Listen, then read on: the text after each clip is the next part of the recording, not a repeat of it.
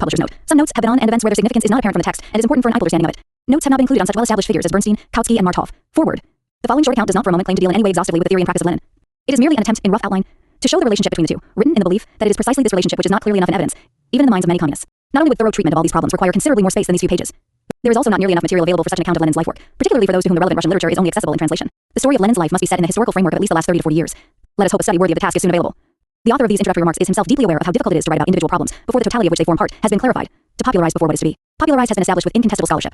For this reason, no attempt has been made to present the problems which occupied Lenin's life either in their entirety or in the exact order in which they occurred. Their selection, sequence, and development are dictated exclusively by the desire to make their interrelationship stand out as clearly as is conceivably possible. The quotations, too, are selected on this basis and not on one of chronological accuracy. Vienna, February 1924. 1. The actuality of the revolution. Historical materialism is the theory of the proletarian revolution. It is so because its steps is an intellectual synthesis of the social existence which produces and fundamentally determines the proletariat, and because the proletariat struggling for liberation finds its clear self-consciousness in it. The stature of a proletarian thinker, a representative of historical materialism, can therefore be measured by the depth and breadth of his grasp of this and the problems arising from it, by the extent to which he is able accurately to detect beneath the appearances of bourgeois society those tendencies towards proletarian revolution which work themselves in and through it to their effective being and distinct consciousness. By these criteria, Lenin is the greatest thinker to have been produced by the revolutionary working class movement since Marx. Opportunists, unable either to deny or ignore his importance, vainly say that Lenin was a great political figure in Russia, but that he lacks the necessary insight into the difference between Russia and the more developed countries to become leader of the world proletariat. They claim that his historical limitation was that he generalized uncritically the problems and solutions of Russian reality and applied them universally. They forget what is today only too rightly forgotten, that the same accusation was also made in his time against Marx. It was said that he formulated his observations of English economic life and of the English factory system uncritically as general laws of all social development, that his observations may in themselves have been quite correct, but precisely because they were distorted into general laws, they became incorrect. It is by now unnecessary to refute this error in detail and show that Marx never generalized from particular experiences limited in time and space. On the contrary, true to the methods of genuine historical and political genius, he detected, both theoretically and historically, in the microcosm of the English factory system, in its social premises, its conditions and consequences, and in the historical trends which both lead to, and in turn eventually threaten its development, precisely the macrocosm of capitalist development as a whole. For in science or in politics, this is what sets the genius apart from the mediocre scholar. The latter can only understand and differentiate between immediately given, isolated moments of the social process. When he wants to draw general conclusions, he in fact does nothing more than interpret as general laws, in a truly abstract way, certain aspects of phenomena limited in time and space, and apply them accordingly. The genius, on the other hand, for whom the true essence, the lying, active main trends of an age are clear, sees them at work behind every event of his time, and continues to write about the decisive basic issues of the whole epoch, even when he himself thinks he is only dealing with everyday affairs. Today we know that this was Marx's greatness. From the structure of the English factory system, he identified and explained all the decisive tendencies of modern capitalism. He always pictured capitalist development as a whole. This enabled him to see both its totality in any one of its phenomena, and the dynamic of its structure. However, there are today only few who know that Lenin did for our time what Marx did for the whole of capitalist development. In the problems of the development of modern Russia, from those of the beginnings of capitalism in a semi-feudal absolutist state to those of establishing socialism in a backward peasant. The actuality of the revolution 11. Country Lenin always saw the problems of the age as a whole, the onset of the last phase of capitalism and the possibilities of turning the now inevitable final struggle between bourgeoisie and proletariat in favor of the proletariat of human salvation. Like Marx, Lenin never generalized from parochially Russian experiences limited in time and space. He did, however, with the perception of genius, immediately recognize the fundamental problem of our time, the approaching revolution, at the time and place of its first appearance. From then on, he understood and explained all events, Russian as we was international, from this perspective, from the perspective of the actuality of the revolution. The actuality of the revolution. This is the core of Lenin's thought and his decisive link with Marx. For historical materialism as the conceptual expression of the proletariat's struggle for liberation could only be conceived and formulated theoretically when revolution was already on the historical agenda as a practical reality, when, in the misery of the proletariat, in Marx's words, was to be seen not only the misery itself, but also the revolutionary element, which will bring down the old order. Even at that time, it was necessary to have the undaunted insight of genius to be able to see the actuality of the proletarian revolution. For the average man first sees the proletarian revolution when the working masses are already fighting on the barricades, and if he happens also to have enjoyed a vulgar Marxist education, not even then. For to a vulgar Marxist, the foundations of less than bourgeois society are so unshakable that, even when they are most visibly shaking, he only hopes and prays for a return to normality, sees its crises as temporary episodes, and regards the struggle even at such times as an irrational and irresponsible rebellion against the ever-invincible capitalist system. To him, the fighters on the barricades are madmen, the defeated revolution is a mistake, and the builders of socialism, in a successful revolution, which in the eyes of an opportunist can only be transitory, are outright criminals. The theory of historical materialism therefore presupposes the universal actuality of the proletarian revolution. 12. Lenin. In this sense, as both the objective basis of the whole epoch and the key to an understanding of it, the proletarian revolution constitutes the living core of Marxism. Despite this limitation, expressed in the absolute dejection of all unfounded illusions and in the rigorous condemnation of all putschism, the opportunist interpretation of Marxism immediately fastens onto the so-called errors of Marx's individual predictions in order to eliminate revolution root and branch from Marxism as a whole. Moreover, the orthodox defenders of Marx meet his critics halfway. Kautsky explains to Bernstein that the question of the dictatorship of the proletariat can quite easily be left to the future, to a very distant future. Lenin re-established the purity of Marx's theory on this issue, but it was also precisely here that he conceived it more clearly and more concretely, not that he in any way tried to improve on Marx. He merely incorporated into the theory the further development of the historical process since Marx's death. This means that the actuality of the proletarian revolution is no longer only a world historical horizon arching above the self-liberating working class, but that revolution is already on its agenda. It was easy for Lenin to bear the accusations of blanquism, etc., which this position brought him, not only because he was in good company, for he had to share these accusations with Marx, with certain aspects of Marx, but because he had well and truly earned his place alongside such company. On the one hand, neither Marx nor Lenin ever thought of the actuality of the proletarian revolution and its aims as being readily realizable at any given moment. On the other hand, however, it was through this actuality that both gained a sure touchstone for evaluating all questions of the day. The actuality of the revolution provides the keynote of a whole epoch. Individual actions can only be considered revolutionary or counter-revolutionary when related to the central issue of revolution, which is only to be discovered by an accurate analysis of the socio-historic whole. The actuality of the revolution therefore implies study of each individual daily problem in concrete association with the socio-historic whole as moments in the liberation of the proletariat. The development, the actuality of the revolution 13, which Marxism thus underwent through Lenin, consists merely in its increasing grasp of the intimate, visible, and momentous connection between individual actions and general destiny, the revolutionary destiny of the whole working class. It merely means that every question of the day, precisely as a question of the day, at the same time became a fundamental problem of the revolution. The development of capitalism turned proletarian revolution into an everyday issue. Lenin was not alone in seeing this revolution approaching. However, he stood out not only by his courage, devotion, and capacity for self-sacrifice from those who beat a cowardly retreat when the proletarian revolution they had themselves acclaimed in theory as imminent became an actuality. His theoretical clarity also distinguished him from the best, most dedicated, and farsighted of his contemporaries. For even they only interpreted the actuality of the revolution as Marx had been able to in his time as the fundamental problem of the period as a whole. From an exclusively universal point of view, their interpretation was correct. They were, however, incapable of applying it and using it to establish firm guidelines for all questions on the daily agenda, whether they were political or economic, involved theory or tactics, agitation or organization. Lenin alone took this step towards making Marxism, now a quite practical force, concrete. That is why he is, in a world historical sense, the only theoretician equal to Marx yet produced by the struggle for the liberation of the proletariat. 2. The proletariat as the leading class. The instability OT conditions in Russia had become apparent long before the real development of capitalism there, long before the existence of an industrial proletariat. Already much earlier, the breakup of egoless Thanrian feudalism and the decay of bureaucratic absolutism had not only become undeniable facts of Russian reality, but had led to the formation of strata, which rose up from time against Tsarism, even if still in an ill-defined, confused, and merely instinctive way, to peasant unrest and radicalization of the so-called class intelligentsia. Clearly, the development of capitalism, however much its actual existence as well as its significance, remained obscure to even acute observers, sharply heightened the objective confusion and its revolutionary ideological consequences. In the second half of the 19th century, it must have been increasingly obvious that Russia, instilled a secure refuge of European reaction, was gradually developing towards revolution. The only question was, what would be the character of this revolution? And closely allied to this, which class should play a leading role in it? It is easy to understand why the first generation of revolutionaries were extremely unclear as to how to pose such questions. They saw in the groups which rose up against the Tsar first and foremost a homogeneous element, the people. The division into the proletariat as the leading class 15, intellectuals and manual workers was clear even at this stage. But it was not of decisive importance to use there could only be very ill-defined class outlines among the people. While only really honest revolutionaries among the intellectuals joined the movement, revolutionaries regarded it as their implacable duty to merge themselves with the people and represent only its interests. Yet even at this stage of the revolutionary movement, the developments in Europe were bound to impinge on events and therefore to affect the historical perspective from which the revolutionaries evaluated them. Here the question automatically arose, was the European course of development, the development of capitalism, the inescapable fate of Russia as well? Must Russia too pass through the capitalist hell before finding salvation in socialism? Or could she, because she was unique, because of her still existent village communes, bypass this stage and find a path from primitive direct to developed communism? The answer to this question was by no means as obvious then as it seems to us now. Had not Engels still answered it in by saying that if a Russian revolution simultaneously produced a European proletarian revolution, then the stem of communal property in today's Russia can serve as a point of departure for the development of communism? This is not the place even to outline the disputes fought over this issue. It simply forces us to deduce our starting point, because with it arose the question, which was to be the leading class of the coming revolution in Russia. For it is clear that the recognition of village communism as its point of origin and economic foundation necessarily makes the peasantry the leading class of social transformation, and corresponding to this difference from Europe in its economic and social basis. The revolution would have to look for other theoretical founded torts than historical materialism, which is no more than the conceptual expression OT, the necessary transition of society from capitalism to socialism under the leadership of the working class. The argument as to whether Russia is in the process of developing along capitalist lines, whether Russian capitalism is capable of development. Further, the theoretics methodological controversy as to whether historical materialism is a generally valid theory of social development. And finally, the discussion centering on which class in society is called upon to be the real motive force of the Russian Revolution. All turn on the same question. They are all ideological reflections of the evolution of the Russian proletariat, moments in the development of its ideological and corresponding tactical, organizational independence from other social classes. This is a protracted and painful process through which every labor movement must pass. Only the individual problems in which the particularities of the class situation and the autonomy of the class interests of the proletariat express themselves constitute its specifically Russian element. The German working class was at a comparable stage in the LaSalle Bebel-Schweitzer period, and German unity constituted one of its decisive problems. One. But a correct solution to precisely these local problems as such must be found if the proletariat as a class is to win its independence of action. The best theoretical training is absolutely worthless if it limits itself to generalities. To be effective in practice, it must express itself by solving precisely these particular problems. Wilhelm Liebknecht, for example, though a passionate internationalist and direct pupil of Marx, was by no means able more often or more reliably to make the right decisions than the last Lenin, who were much more confused on a purely theoretical level. But what is further peculiar to Russia here is that this theoretical struggle for the independence of the proletariat, for the recognition of its leading role in the coming revolution, has nowhere found so clear and unequivocal a solution as precisely in Russia. Thus, the Russian proletariat was to a great extent spared those hesitations and regressions to be found in the experience of all developed countries without exception, not in the course of successful class struggle, where they are unavoidable, but in theoretical clarity and in tactical and organizational confidence. At least its most conscious stratum was able to evolve, theoretically and organizationally, as the proletariat as the leading class 17, directly and as clearly as its objective class situation had evolved from the economic forces of Russian capitalism. Lenin was not the first to take up this struggle, but he was alone in thinking through every question radically to its very end, in radically transforming his theoretical insight into practice. Lenin was only one among other theoretical spokesmen in the fight against primitive Russian socialism, against the Narodniks. This was understandable. His theoretical struggle aimed to establish the independent and leading role of the proletariat in determining the fate of Russia. However, because the course and substance of this argument could only consist in proving that the typical path taken by capitalist development, as outlined by Marx, that is primitive accumulation, was also valid for Russia, that a viable capitalism could and must exist, the risk debate before brought the spokesmen of proletarian class struggle and the ideologists of nascent Russian capitalism temporarily into one camp. For the theoretical differentiation of the proletariat from the amorphous mass of the people by no means automatically brought with it the knowledge and recognition of its independence and leading role. On the contrary, the simple, mechanistic, undialectical logic of the proof that the developmental tendencies of the Russian economy pointed in the direction of capitalism appeared to be the unqualified acceptance, promotion of its approach. This was true not only for the progressive bourgeoisie, whose temporarily Marxist ideology is readily understandable when it is borne in mind that Marxism is the only economic theory which demonstrates the inevitability of the rise of capitalism from the decomposition of the pre-capitalist world. It must appear even more necessary to all proletarian Marxists who have interpreted Marx mechanistically instead of dialectically, who do not understand what Marx learned from Hegel and incorporated in his own theory, free from all mythology and idealism, that the recognition of a fact or tendency as actually existing by no means implies that it must be accepted. Numbers refer to the notes on key 99, 18 Lenin, as a reality constituting a norm for our own actions.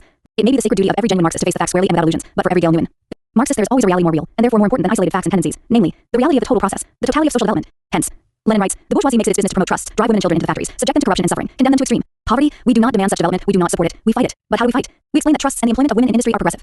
We do not want to return to the handicraft stem, to monopoly capitalism, domestic drudgery for women, forward through trusts, etc. And beyond them to socialism. This provides the standpoint for the Leninist solution to this whole range of questions. It follows that the recognition of the necessity of capitalist development in Russia and of the historical progress implicit in this development by no means compels the proletariat to support it. The proletariat must welcome it, for it alone establishes the basis of its own appearance as the decisive force. But it must welcome it as the condition and the premise of its own bitter struggle against the real protagonist of capitalism, against the bourgeoisie. Only this dialectical understanding of the element of necessity in historical tendency created TL theoretical space for the autonomous appearance of the proletariat in the class war. If the necessity of capitalist development in Russia is simply accepted after the fashion of the ideological pioneers of the Russian bourgeoisie, and later the Mensheviks, it would follow that Russia must before all else complete its capitalist development. The protagonist of this development is the bourgeoisie, according to the schema, only after it has progressed a long way. After the bourgeoisie has swept away both the economic and political vestiges of feudalism and has established a modern capitalist democratic state in its place, can the independent class struggle of the proletariat begin? The proletariat as the leading class 19. A premature appearance of the proletariat with independent class aims is not only useless, because it is barely worth considering as an autonomous force in the battle between the bourgeoisie and Tsarism, but is also disastrous for the proletariat itself. It frightens the bourgeoisie, decreases its striking power against Tsarism, and drives it straight into its arms. According to this interpretation, for the time being the proletariat can only be considered an auxiliary of the progressive bourgeoisie in the struggle for modern Russia. It is clear today, even though it was not at the time, that this whole debate was rooted in the question of the actuality of the revolution. For those who were not more or less conjugal bourgeois ideologists, paths separated according to whether the revolution was seen as a current issue on the agenda of the labor movement, or as a distant end goal on which current decisions seemed unsuited to exercise any definite influence. It is indeed more than questionable whether the Menshevik position, even if its historical perspective could be considered correct, would ever be acceptable to the proletariat. Whether such faithful vassals of the bourgeoisie would not obscure class consciousness so completely that dissociation from the bourgeoisie as an independent act by the proletariat would be made ideologically impossible, or at least considerably more difficult at a historical moment, considered appropriate even by Menshevik theory. One need only think here of the English working class. Admittedly, this is, in practice, idle speculation. The dialectic of history, which opportunists try to eliminate from Marxism, is nevertheless bound to operate on them against their will, driving them into the bourgeois camp, and in their eyes postponing the independent appearance of the proletariat into the hazy distance of a virtually non-existent future. History justified Lenin and the few who proclaimed the actuality of the revolution. The alliance of the progressive bourgeoisie, which had already proved an illusion at the time of the struggle for German unity, would only have survived if it had been possible for the proletariat as a class to follow the bourgeoisie into its alliance with Tsarism. For the actuality of the revolution means that the bourgeoisie has ceased to be a revolutionary class. No doubt, compared with absolutism and feudalism, the economic system whose protagonist and beneficiary is the bourgeoisie represents progress. But this progressive character of the bourgeoisie is again dialectical. The necessary link between the economic premises of the bourgeoisie and its demands for political democracy or the rule of law, which, even if only partially, was established in the great French Revolution on the ruins of feudal absolutism, has grown looser. On the one hand, the increasingly swift approach of the proletarian revolution makes possible an alliance between the bourgeoisie and feudal absolutism in which The conditions for the economic existence and growth of the bourgeoisie are secured by the political hegemony of the old ruling forces. On the other hand, the bourgeoisie, in its ideological decadence resulting from this alliance, abandons the realization of its own former revolutionary demands to the proletarian revolution. However problematic this alliance between the bourgeoisie and the old ruling powers may be, since it is of course a compromise which springs from mutual fear of the greater isle, and not a class alliance based on common interests, it still remains an important new fact beside which the schematic and mechanistic proof of the necessary link uniting capitalist development and democracy must reveal itself to be a complete illusion. In any case, said Lenin, polity-style democracy, even if it is in theory normal for so-called pure capitalism, is only one of the positive forms of the superstructure over capitalism. The facts themselves prove that both capitalism and imperialism develop under and in turn subjugate any political forms. In Russia specifically, the reason for this swift volte-face by the bourgeoisie, from a position of apparent radical opposition to Tsarism to support of it, lies essentially in the inorganic development of capitalism grafted onto Russia, which even in its origins displayed a pronouncedly monopolistic character, dominance of large-scale industry, role of finance capital. From this it followed that the bourgeoisie was the proletariat as the leading class 21, a numerically smaller and socially weaker stratum there than in other countries which underwent a more organic capitalist development. However, at the same time, the material foundations for the development of a revolutionary proletariat were laid down sooner in the large-scale factories than the purely statistical estimates of the pace of Russian capitalist development would have suggested. But alliance with the progressive bourgeoisie proves illusory, and if the proletariat in its progress towards independence has already made its final break with the chaotic concept of the people, will it not, precisely because of its hard-won independence, be totally isolated and therefore involved in a necessarily hopeless struggle? This frequent and very obvious objection to Lenin's historical perspective would be valid if the rejection of the agrarian theories of the Narodniks, the recognition of the necessary dissolution of the vestiges of agrarian communism, were not also dialectical. The dialectic of this process of dissolution, for dialectical understanding, is always only the conceptual form of a real dialectical fact, lies in the inevitability of the dissolution of these old forms only, having an unambiguous definite direction insofar as it is a process of dissolution, in other words, only negatively. Its positive direction is by no means inherent in it, and depends on the evolution of the social environment, on the rate of the whole historical context. Put more concretely, the economically unavoidable dissolution of the old agrarian forms of the large as well as of the small estates can proceed in two different ways. Both solutions, each in its different way, said Lenin, facilitate the change to a higher stage of technology and point towards agricultural progress. One is the sweeping away from the lives of the peasantry of all vestiges of medieval and earlier practices. The other, Lenin called it the Prussian way, is characterized by the legacy of medieval landed property not being abolished all at once but gradually adapted to capitalism. Both are possible. Compared with what existed before, both are economically progressive. But if they are both equally possible and, in a certain sense, equally progressive, what decides which of the two is destined to become reality? Lenin's answer to this question, as to any other, is clear and unambiguous: the class struggle. Thus, the outlines of the situation in which the proletariat, on its own, is called upon to play the leading role become sharper and more concrete. For the decisive force in this class struggle, which for Russia points the way to the transition from medieval to modern times, can only be the proletariat.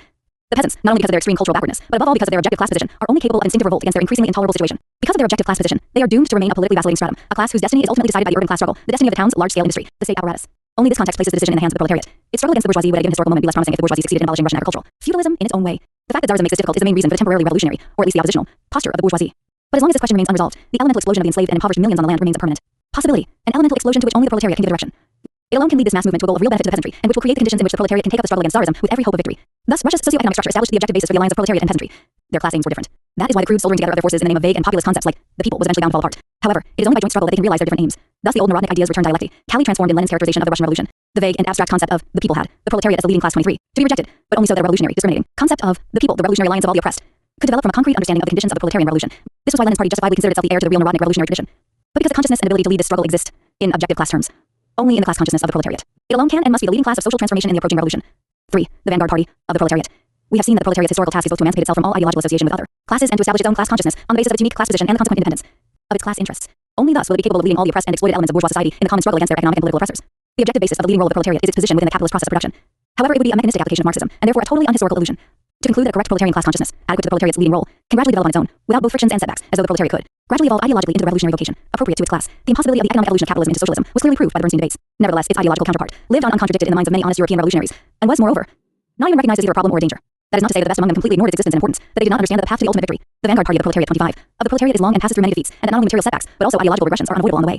They knew, to quote the words of Rosa Luxemburg, that the proletarian revolution, which, because of its social preconditions, can no longer happen too early, must however necessarily happen too early as far as the maintenance of power, of ideological power, is concerned. But if, despite this historical perspective of the proletariat's path of liberation, it is still held that a spontaneous revolutionary self-education of the masses, through mass action and other experiences, supplemented by theoretically sound party agitation and propaganda, is enough to ensure the necessary development, then the idea of the ideological evolution of the proletariat into its revolutionary vocation cannot truly be said to have been overcome. Lenin was the first and for a long time the only important leader and theoretician who tackled this problem at its theoretical roots, and therefore at its decisive, practical point, that of organization. The dispute over the first clause of the party statute at the Brussels London Congress in 1903 is by now common knowledge. It turned on whether it was possible to be a member of the party merely by supporting and working under its control, as the Mensheviks wanted, or whether it was essential for members to take part in illegal activity, to devote themselves wholeheartedly to party work, and to submit to the most rigorous party discipline. Other questions of organization, that of centralization for instance, are only the necessary technical consequences of this latter Leninist standpoint. This dispute can also only be understood in relation to the conflict between the two different basic attitudes to the possibility, probable course and character of the revolution, although only Lenin had seen all these connections at the time. The Bolshevik concept of party organization involves the selection of a group of single-minded revolutionaries prepared to make any sacrifice from the more or less chaotic mass of the class as a whole. But does not the danger then exist that these professional revolutionaries will divorce themselves from their actual class environment and by thus separating themselves degenerate into a sect? Is this concept of the party not just a practical result of that blank which intelligent revisionists claim to have discovered even in Marx? This is not the place to examine how far this criticism misses its mark even in relation to Blanqui himself. It misses the core of Lenin's concept of party organization simply because, as Lenin said, the group of professional revolutionaries does not for one moment have the task of either making the revolution or, by their own independent, bold actions of sweeping the inactive masses along to confront them with a revolutionary fait accompli. Lenin's concept of party organization presupposes the fact, the actuality of the revolution. Had the historical predictions of the Mensheviks been correct, had a relatively quiet period of prosperity and of the slow spread of democracy ensued, in which, at least in backward countries, the feudal vestiges of the people had been swept aside by the progressive classes, the professional revolutionaries would necessarily remain stranded in sectarianism or become mere propaganda clubs. The party, as a strictly centralized organization of the proletariat's most conscious elements, and only as such, is conceived as an instrument of class struggle in a revolutionary period. Political questions cannot be mechanically separated from organization questions, said Lenin, and anybody who accepts or rejects the Bolshevik party organization independently of whether or not we live at a time of proletarian revolution has completely misunderstood it.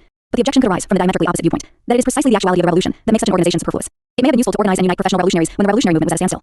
But in the years of the revolution itself, if the masses are deeply stirred, if within weeks, even days, They undergo more revolutionary experiences and become more mature than previously in the vanguard party of the proletariat 27 decades. If even those sections of the class who have hitherto resisted association with the movement, even on questions of immediate interest to themselves, become revolutionary, then such a party organization is superfluous and meaningless. It wastes needed energies and, if it gains influence, restricts the spontaneous revolutionary creativity of the masses. This objection clearly leads back again to the problem of evolutionary ideological development into socialism. The Communist Manifesto defines very clearly the relationship between the revolutionary party of the proletariat and the class as a whole.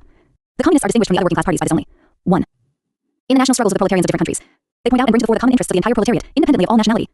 In the various stages of development which the struggle of the working class against the bourgeoisie has to pass through, they always and everywhere represent the interest of the movement as a whole. The communists, therefore, are on the one hand, practically the most advanced and resolute section of the working class parties of every country, that section which pushes forward all the others. On the other hand, theoretically, they have over the great mass of the proletariat the advantage of clearly understanding the line of march, the conditions, and the ultimate general results of the proletarian movement. They are, in other words, the tangible embodiment of proletarian class consciousness. The problem of their organization is determined by their conception of the way in which the proletariat will really gain its own class consciousness and be itself able to master and fully appropriate it. All who do not unconditionally deny the party's revolutionary role accept that this does not happen of itself, either through the mechanical evolution of the economic forces of capitalism or through the simple organic growth of mass spontaneity. The difference between Lenin's party concept and that of others lies primarily, on the one hand, in his deeper and more thorough appreciation of the different economic shadings within the proletariat, the growth of labor, aristocracy, etc., and on the other, in his vision of the revolutionary cooperation of the proletariat with the other classes in the new historical perspective we have already outlined. From this follows the increased importance of the proletariat in the preparation and leadership of the revolution, and from this in turn, the party's leadership of the working class. From this standpoint, the emergence and increasing significance of a labor aristocracy means that the ever-present relative divergence between the direct day-to-day interests of specific working class groups and those of the interests of the class as a whole widens and eventually petrifies. Capitalist development, which began by forcibly leveling differences and uniting the working class, divided as it was by locality, guilds, etc., now creates a new form of division. This not only means that the proletariat no longer confronts the bourgeoisie in united hostility. The danger also arises that those very groups are in a position to exercise a reactionary influence over the whole class, whose accession to a petty bourgeois living standard and occupation of positions in the party or trade, union, bureaucracy, and sometimes of municipal office, etc., gives them, despite or rather because of their increasingly bourgeois outlook and lack of mature proletarian class consciousness, a superiority in formal education and experience in administration over the rest of the proletariat. In other words, whose influence in proletarian organizations thus tends to obscure the class consciousness of all workers and leads them towards a tacit alliance with the bourgeoisie. Theoretical clarity, corresponding agitation, and propaganda by conscious revolutionary groups are not enough by themselves against this danger. For these conflicts of interest express themselves in ways which remain concealed from the workers for a long time. So much so that even their own ideological spokesmen sometimes have no idea that they have themselves already forsaken the interest of the class as a whole. Thus, these differences can very easily be hidden from the workers under the rubric of theoretical differences of opinion. And the vanguard party of the proletariat 29, mere tactical differences and the revolutionary instinct of the workers, which explodes from time to time in great spontaneous mass actions, is then unable to preserve such instinctive heights of active class consciousness as lasting possessions for the class as a whole. This alone makes the organizational independence of the fully conscious elements of the proletariat indispensable. It is this that demonstrates that the Leninist form of organization is inseparably connected with the ability to foresee the approaching revolution, for only in this context is every deviation from the right path fateful and disastrous for the proletariat. Only in this context can a decision on an apparently trivial everyday issue be of profound significance to it. Only in this context is it a life and death question for the proletariat to have the thoughts and actions which truly correspond to its class situation clearly in front of it. However, the actuality of the revolution also means that the fermentation of society, the collapse of the old framework far from being limited to the proletariat, involves all classes. Did not Lenin after all say that the true indication of a revolutionary situation is when the lower classes do not want the old way, and when the upper classes cannot carry on in the old way? The revolution is impossible without a complete national crisis, affecting both exploited and exploiters. The deeper the crisis, the better the prospects for the revolution. But also, the deeper the crisis, the more strata of society it involves, the more varied are the instinctive movements which crisscross in it, and the more confused and changeable will be the relationship of forces between the two classes upon whose struggle the whole outcome ultimately depends, the bourgeoisie and the proletariat. If the proletariat wants to win this struggle, it must encourage and support every tendency which contributes to the breakup of bourgeois society, and do its utmost to enlist every upsurge, no matter how instinctive or confused, into the revolutionary process as a whole. The approach of a revolutionary period is also heralded by all the dissatisfied elements of the old society seeking to join, or at 30 Lenin, least make contact with the proletariat. But precisely this can bring with it hidden dangers. If the proletarian party is not organized so that the correct and appropriate class policy is assured, these allies, who always multiply in a revolutionary situation, can bring confusion instead of support. For the other oppressed sections of society, peasants, petty bourgeoisie, and intellectuals, naturally do not strive for the same ends as the proletariat. The working class, provided it knows what it wants and what its class interests dictate, can free both itself and these other groups from social bondage. But if the party, the militant representative of proletarian class consciousness, is uncertain of the direction the class should take, if its proletarian character is not even institutionally safeguarded, then these other groups will stream into it and deflect it from its path. Their alliance, which would have benefited the revolution if the proletarian party had ensured its class organization, can then instead be the greatest danger to it. Lenin's idea of party organization therefore contains as fixed poles the strictest selection of party members well and feet the basis of their proletarian class consciousness, and total solidarity with and support for all the oppressed and exploited within capitalist society. Thus he dialectically united exclusive singleness of purpose and universality, the leadership of the revolution in strictly proletarian terms, and its general national and international character. The Menshevik concept of party organization weakened both these poles, confused them, reduced them to compromises, and united them within the party itself. The Mensheviks shut themselves off from broad strata of the exploited masses, for example from the peasants, but united in the party the most diverse interest groups, thus preventing any homogeneity of thought and action. During the chaotic melee of the class struggle, for all revolutionary periods are characterized by the deeply disturbed, chaotic state of society as a whole. Instead of helping to establish the proletarian unity against the bourgeoisie, so essential for victory, and of rallying other hesitant oppressed groups to the proletariat, a party so organized becomes a confused tangle of different interests. The vanguard party of the proletariat 31 groups, only through inner compromise does it ever manage to take any action, and even then, either follows in the wake of the more clear-minded or more instinctive groups within it, or remains forced to look on fatalistically while events pass it by. Lenin's concept of organization therefore means a double break with mechanical fatalism, both with the concept of proletarian class consciousness as a mechanical product of its class situation, and with the idea that the revolution itself was only the mechanical working out of fatalistically explosive economic forces which, given the sufficient maturity of objective revolutionary conditions, would somehow automatically lead the proletariat to victory. If events had to be delayed until the proletariat entered the decisive struggle united and clear in its aims, there would never be a revolutionary situation. On the one hand, there will always be proletarian strata who will stand passively by and watch the liberation struggle of their own class, and even cross over to the other side. The more so, the more developed the capitalism. On the other hand, the attitude of the proletariat itself, its determination and degree of class consciousness, by no means develops with fatalistic inevitability from its economic situation. Naturally, even the biggest and best party imaginable cannot make a revolution. But the way the proletariat reacts to a given situation largely depends on tight clarity and energy, which the party is able to impart to its class aims. When the revolution is in actuality, the old problem of whether or not it can be made thus acquires a completely new meaning. This changed meaning gives rise in turn to a change in the relationship between party and class, to a change in the meaning of organizational problems for party and proletariat as a whole. The old formulation of the question about making the revolution is based on an inflexible, undialectical division between historical necessity and the activity of the relevant party. On this level, where making the revolution means conjuring it up out of nothing, it must be totally rejected. But the activity of the party in a revolutionary period means something fundamentally different. If the basic character of the times is revolutionary, an acutely revolutionary situation can break out at any moment. The actual time and circumstance are hardly ever exactly determinable. But the tendencies which lead towards it and the principal lines of the correct course of action to be taken when it begins are thereby all the more determinable. The party's activity is based on this historical understanding. The party must prepare the revolution. In other words, it must on the one hand try to accelerate the maturing of these revolutionary tendencies by its actions, through its influence on the proletariat and other oppressed groups. On the other hand, it must prepare the proletariat for the ideological, tactical, material, and organizational tasks that necessarily arise in an acutely revolutionary situation. This puts the internal problems of party organization in a new perspective as well. Both the old idea held by Kautsky, among others, that organization was the precondition of revolutionary action, and that of Rosa Luxemburg, that it is a product of the revolutionary mass movement, appear one-sided, undialectical. Because it is the party's function to prepare the revolution, it is simultaneously and equally both producer and product, both precondition and result of the revolutionary mass movement. For the party's conscious activity is based on clear recognition of the objective inevitability of the economic process. Its strict organizational exclusiveness is in constant fruitful interaction with the instinctive struggles and sufferings of the masses. Rosa Luxemburg sometimes came near an appreciation of this element of interaction, but she ignored the conscious and active element in it. That is why she was incapable of understanding the vital point of the Leninist party concept, the party's preparatory role, and why she was bound grossly to misinterpret all the organizational principles which followed from it. The revolutionary situation itself can naturally not be a product of party activity. The party's role is to foresee the trajectory of the objective economic forces and to forecast what the appropriate actions of the working class must be in the situation so created. In keeping with this foresight, it, the vanguard party of the proletariat 33, must do as much as possible to prepare the proletarian masses intellectually, materially, and organizationally both for what lies ahead and how their interests relate to it.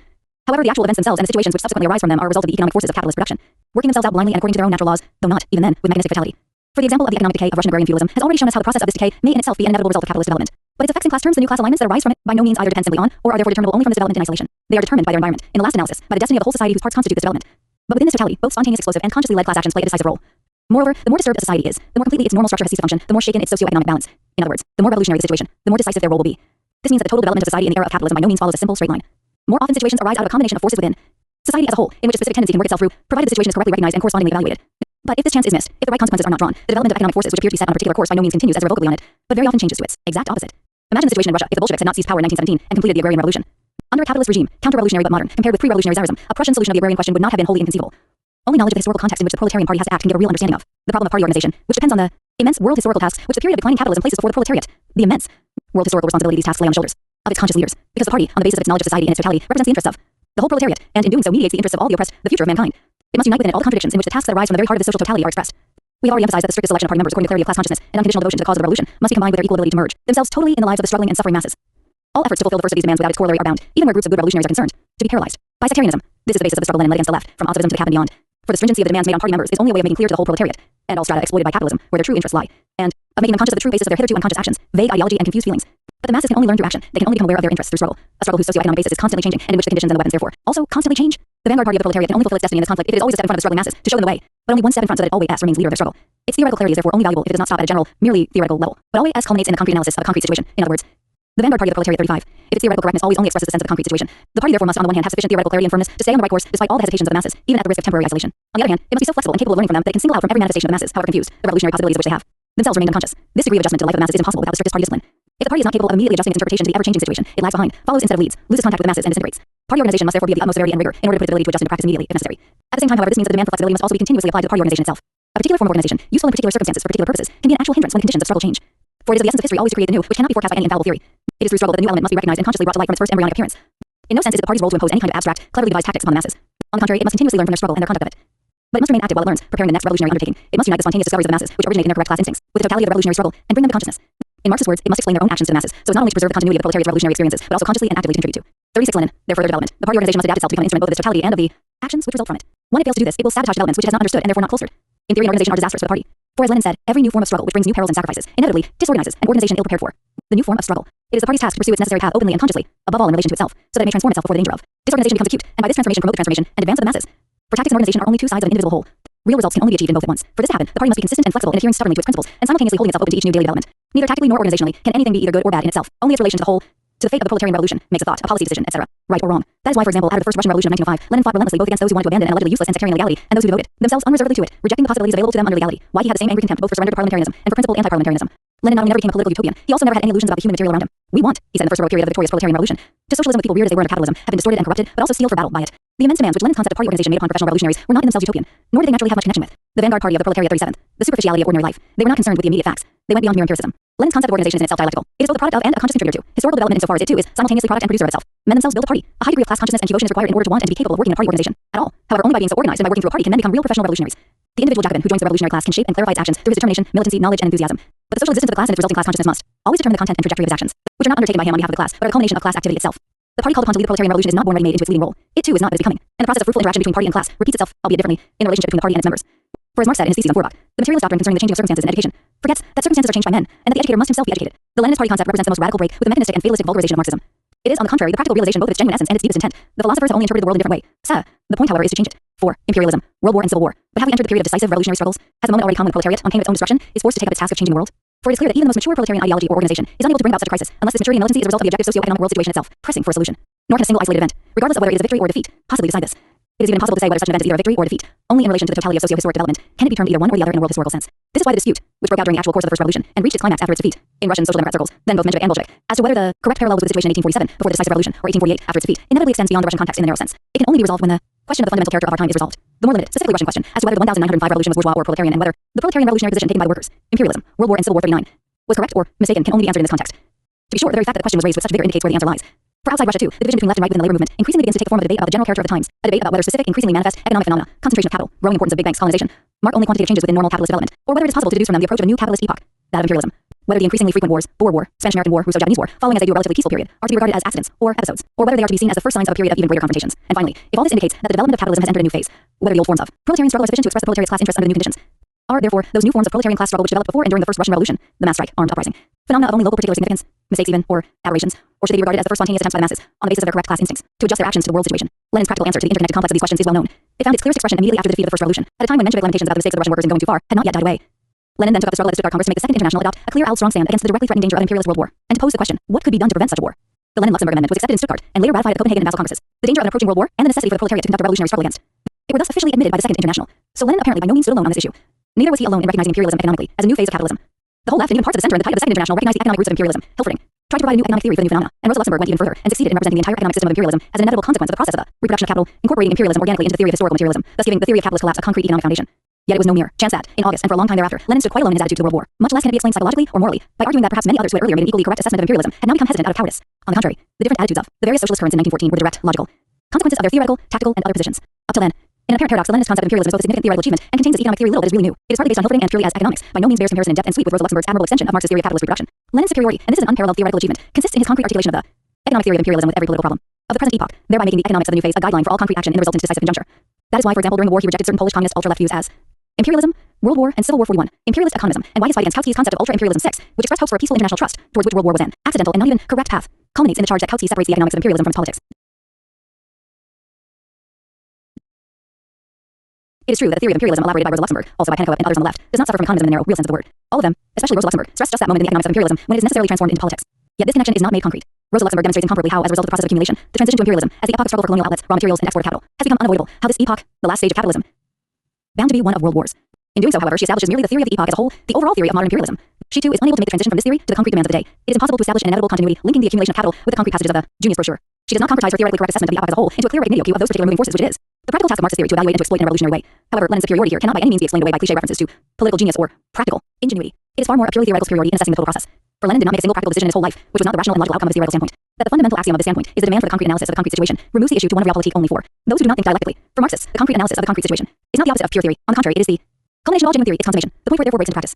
The basis of this theoretical superiority is that, of all Marx's followers, Lenin's vision was least distorted by the fetishist categories of his capitalist environment. For the decisive superiority of Marxist economics over all its predecessors and successors lies in its methodological ability to interpret even the most complex questions which, to all appearances, have to be treated in the most purely economic, therefore most purely fetishist categories, in such a way that behind these categories, the evolution of those classes whose social existence they express becomes visible.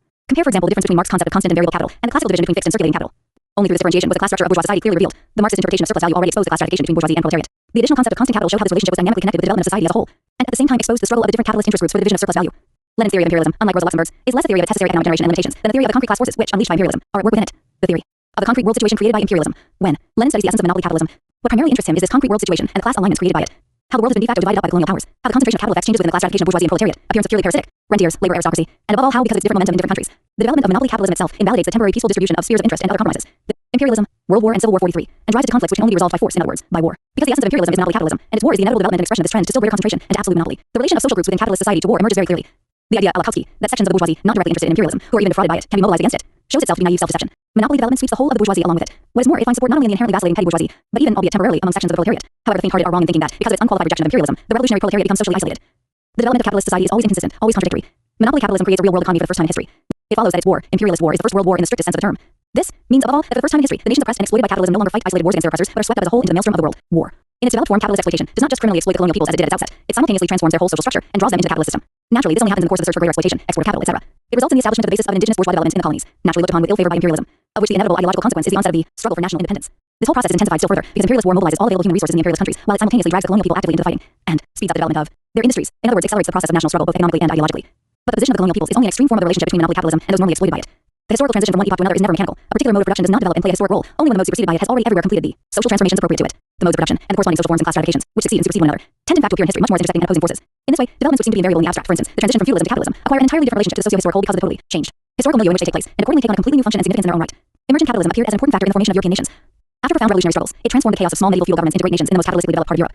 The movements for the unity of Germany and Italy were the last of these objectively revolutionary struggles. But capitalism has developed into imperialist monopoly capitalism in these new states. It even began to take on such forms in some of the more backward countries, Russia, Japan. This does not mean that its significance as a nation-building factor ceased for the whole of the rest of the world. On the contrary, continuing capitalist development created national movements among all the hitherto unhistoric nations of Europe. The difference is that their struggles for national liberation are now no longer merely struggles against their own feudalism and feudal absolutism, that is to say, only implicitly progressive, for they are forced into the context of imperialist rivalry between the world powers. Their historical significance: imperialism, World War and Civil War 45. Their evaluation therefore depends on what concrete part they play in this concrete whole. Marx had already clearly recognized the significance of this. In his time, it was admittedly mainly an English problem, the problem of England's relation to Ireland. And Marx stressed with the greatest force that questions of international justice apart, it is a precondition of the emancipation of the English working class to transform the present enforced union. In other words, slavery of Ireland, if possible, into an equal and free alliance, and, if necessary, into total separation. For he had clearly seen that the exploitation of Ireland was, on the one hand, an important bastion of English capitalism, which was already at that time uniquely monopolistic in character, and on the other, that the ambiguous attitude of the English working class to this issue, divided the oppressed, provoked a struggle of exploited against exploited instead of a united struggle against their common exploiters, and that therefore only the struggle for the national liberation of Ireland could create a really effective front in the English proletariat struggle against its own bourgeoisie. This conception of Marx's remained ineffective not only within the contemporary English labor movement, it also remained dead in both the theory and the practice of the Second International. Here too, it was left to Lenin to instill new life into the theory, a more active, more concrete life than even Marx had given it himself. For from being simply a universal fact, it had become a topical issue, and in Lenin, is found correspondingly no longer as theory but purely as practice. For it must be obvious to everyone in this context that the problem which here confronts us in all its magnitude, the rebellion of all the oppressed, not only the workers, on a universal scale, is the same problem that Lenin had always persistently proclaimed to be at the core of the Russian agrarian question against the neurotics, legal Marxists, and economists. The crucial point at issue is what Rosa Luxemburg called capitalism's external market, regardless of whether it lies inside or outside the national frontiers. On the one hand, 46 Lenin, expanding capitalism cannot exist without it. On the other, its social function in relation to this market consists in breaking down its original structure, in making it capitalist, in transforming it into a capitalist internal market, thus at the same time stimulating in turn its own independent tendencies.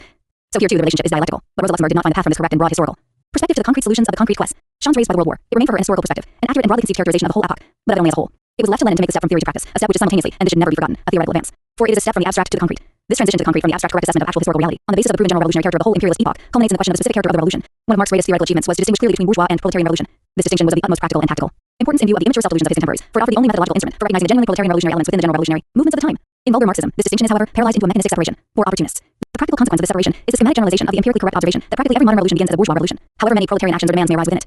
The opportunists conclude from this that the revolution is only a bourgeois one, and that it is the task of the proletariat to support this revolution. From this separation of the bourgeois from the proletarian revolution follows the renunciation by the proletariat of its own revolutionary class aims. But the radical left-wing analysis, which easily sees through the mechanistic fallacy of this theory and is conscious of the age's proletarian revolutionary character, is in turn subject to an equally dangerous mechanistic interpretation. Knowing that, in the age of imperialism, the universal revolutionary role of the bourgeoisie is at an end, it concludes, on the basis of the mechanistic separation of the bourgeois and the proletarian revolution, that we have now finally entered the age of the purely proletarian revolution. The dangerous practical consequence of this attitude is that all those tendencies towards decay and fermentation, which necessarily arise under imperialism, the agrarian, colonial, and national questions, etc., are objectively revolutionary within the context of the proletarian revolution, are overlooked or even despised and rebuffed. These theoreticians of the purely proletarian revolution voluntarily reject the most effective and most important of their allies. They ignore precisely that revolutionary environment which makes the proletarian revolution concretely promising, hoping and thinking in a vacuum that they are preparing a purely proletarian evolution. Whoever expects a pure social revolution, said Lenin, will never live to see one. Such a person pays lip service to revolution without understanding what revolution is.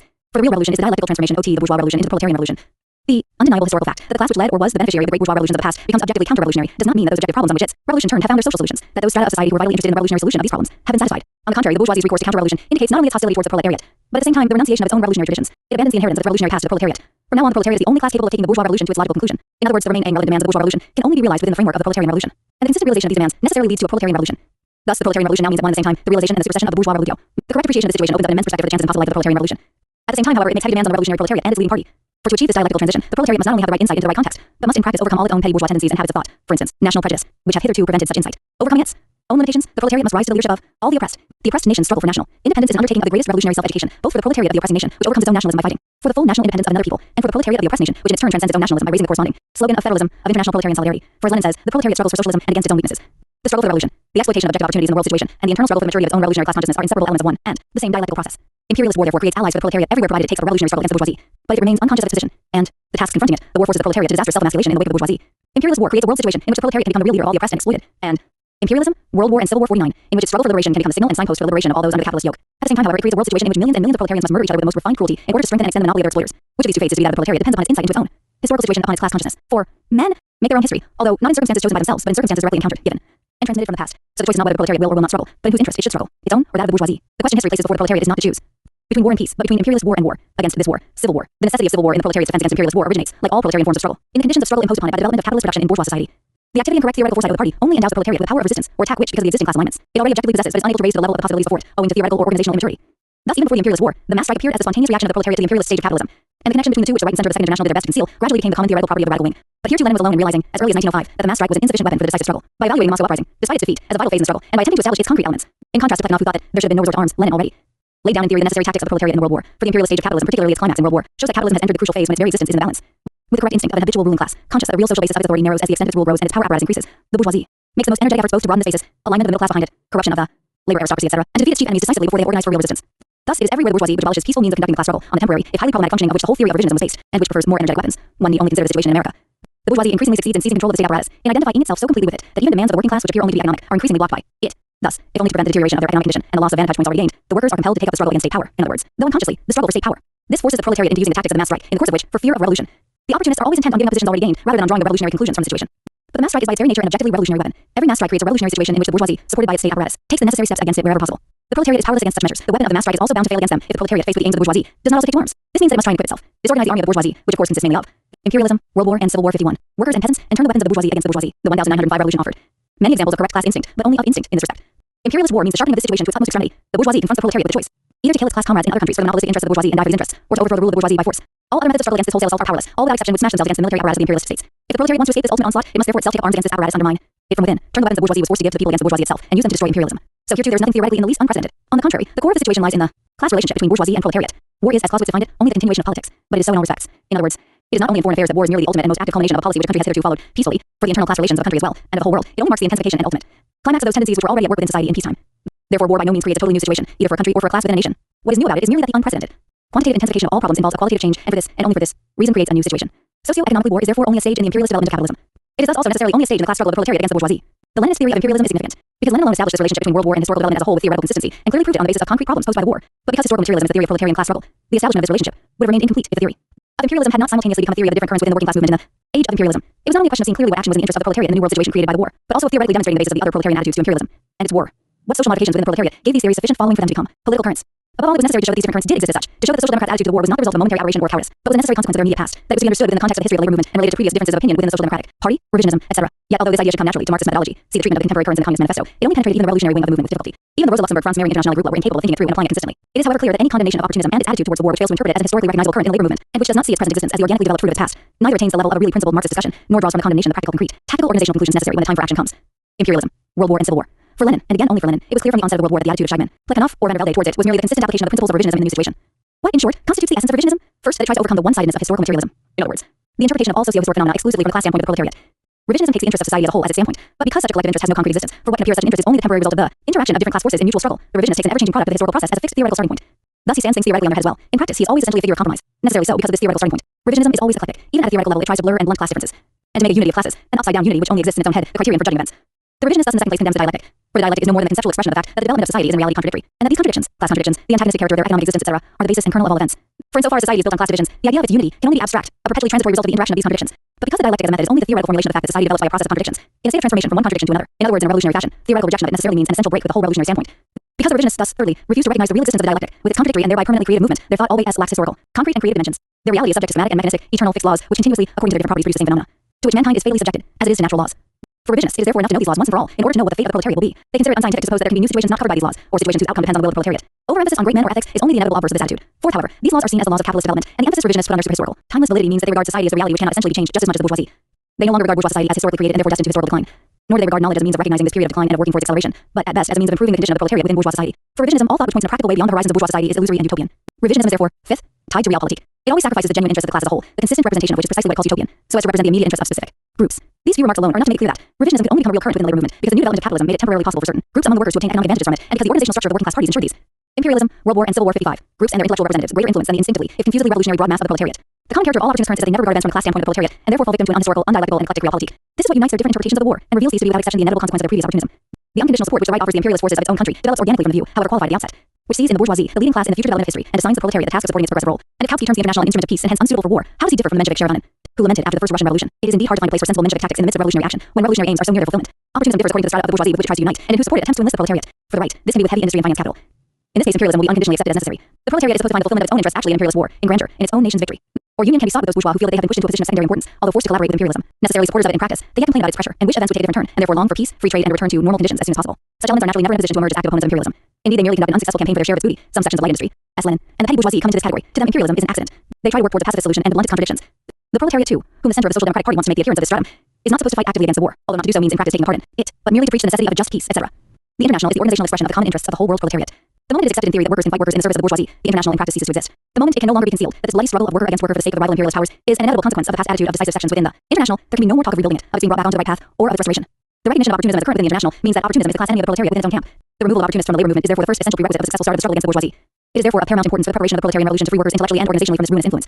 And because this struggle is precisely the struggle of the class as a whole against the world bourgeoisie, the struggle against opportunism inevitably results in the creation of a new proletarian revolutionary international. The decline of the old international into the swamp of opportunism is the result of a period whose revolutionary character was not visible on the surface. Its collapse and the necessity of a new international are signs that the onset of a period of civil wars is now unavoidable.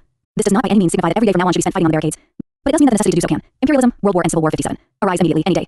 That history has placed civil war on the agenda. Accordingly, a proletarian party, let alone an international, can only survive if it clearly recognizes its necessity and is determined to prepare the proletariat for it intellectually and materially, theoretically and organizationally. This preparation must start from an understanding of the character of the times. Only when the working class recognizes world war as the logical result of imperialist development, when it clearly sees that civil war is the only possible resistance to its own destruction in the service of imperialism, can the material and organizational preparation of this resistance begin. Only when this resistance is effective will the muffled stirrings of all the oppressed link up with the proletariat and fight for its own liberation. The proletariat must therefore first and foremost have its own correct class consciousness tangibly before it, so that it may thereby become the leader of the true struggle for liberation. The real world revolution, the international which grows from and for the struggle with theoretical clarity and militant strength, is thus the union of the genuinely revolutionary elements of the working class. It is simultaneously the organ and focus of the struggle of the oppressed people throughout the world for their liberation. It is the Bolshevik Party, Lenin's concept of the party on a world scale. Just as the World War revealed the forces of declining capitalism and the possibilities of opposing them in the macrocosm of gigantic universal destruction, so Lenin clearly saw the possibilities of the Russian Revolution in the microcosm of nascent Russian capitalism. 5. The state as weapon. A period's revolutionary essence is expressed most clearly when class and inter-party struggles no longer take place within the existing state order, but begin to explode its barriers and point beyond them. On the one hand, they appear as struggles for state power. On the other, the state itself is simultaneously forced to participate openly in them. There is not only a struggle against the state itself is exposed as a weapon of class struggle, as one of the most important instruments for the maintenance of class rule. This character of the state had always been recognized by Marx and Engels, who examined its relation to historical development and to proletarian revolution in all its aspects. They laid the theoretical foundations for a theory of the state in unmistakable terms within the framework of historical materialism. Logically enough, it is precisely on this issue that opportunism deviates furthest from them. On all other issues, it was possible to present, like Bernstein, the revision of particular economic theories as if their bases were still, after all, consistent with the essence of Marx's method, or, like Kautsky, to give the orthodox consolidated economic theory a mechanistic and fatalistic slant. But the mere raising of those problems regarded by Marx and Engels as fundamental to their theory of the state involves in itself the recognition of the actuality of the proletarian revolution. The opportunism of all the leading currents in the Second International is illustrated most clearly by the fact that none of them dealt seriously with the problem of the state. On this decisive issue, there is no difference between Kautsky and Bernstein. All without exception simply accepted the bourgeois state. If they did criticize it, they only did so to oppose merely isolated aspects and manifestations of it harmful to the proletariat. The state was regarded exclusively from the perspective of specific day-to-day issues. Its character was never examined and evaluated from that of the proletariat as a whole.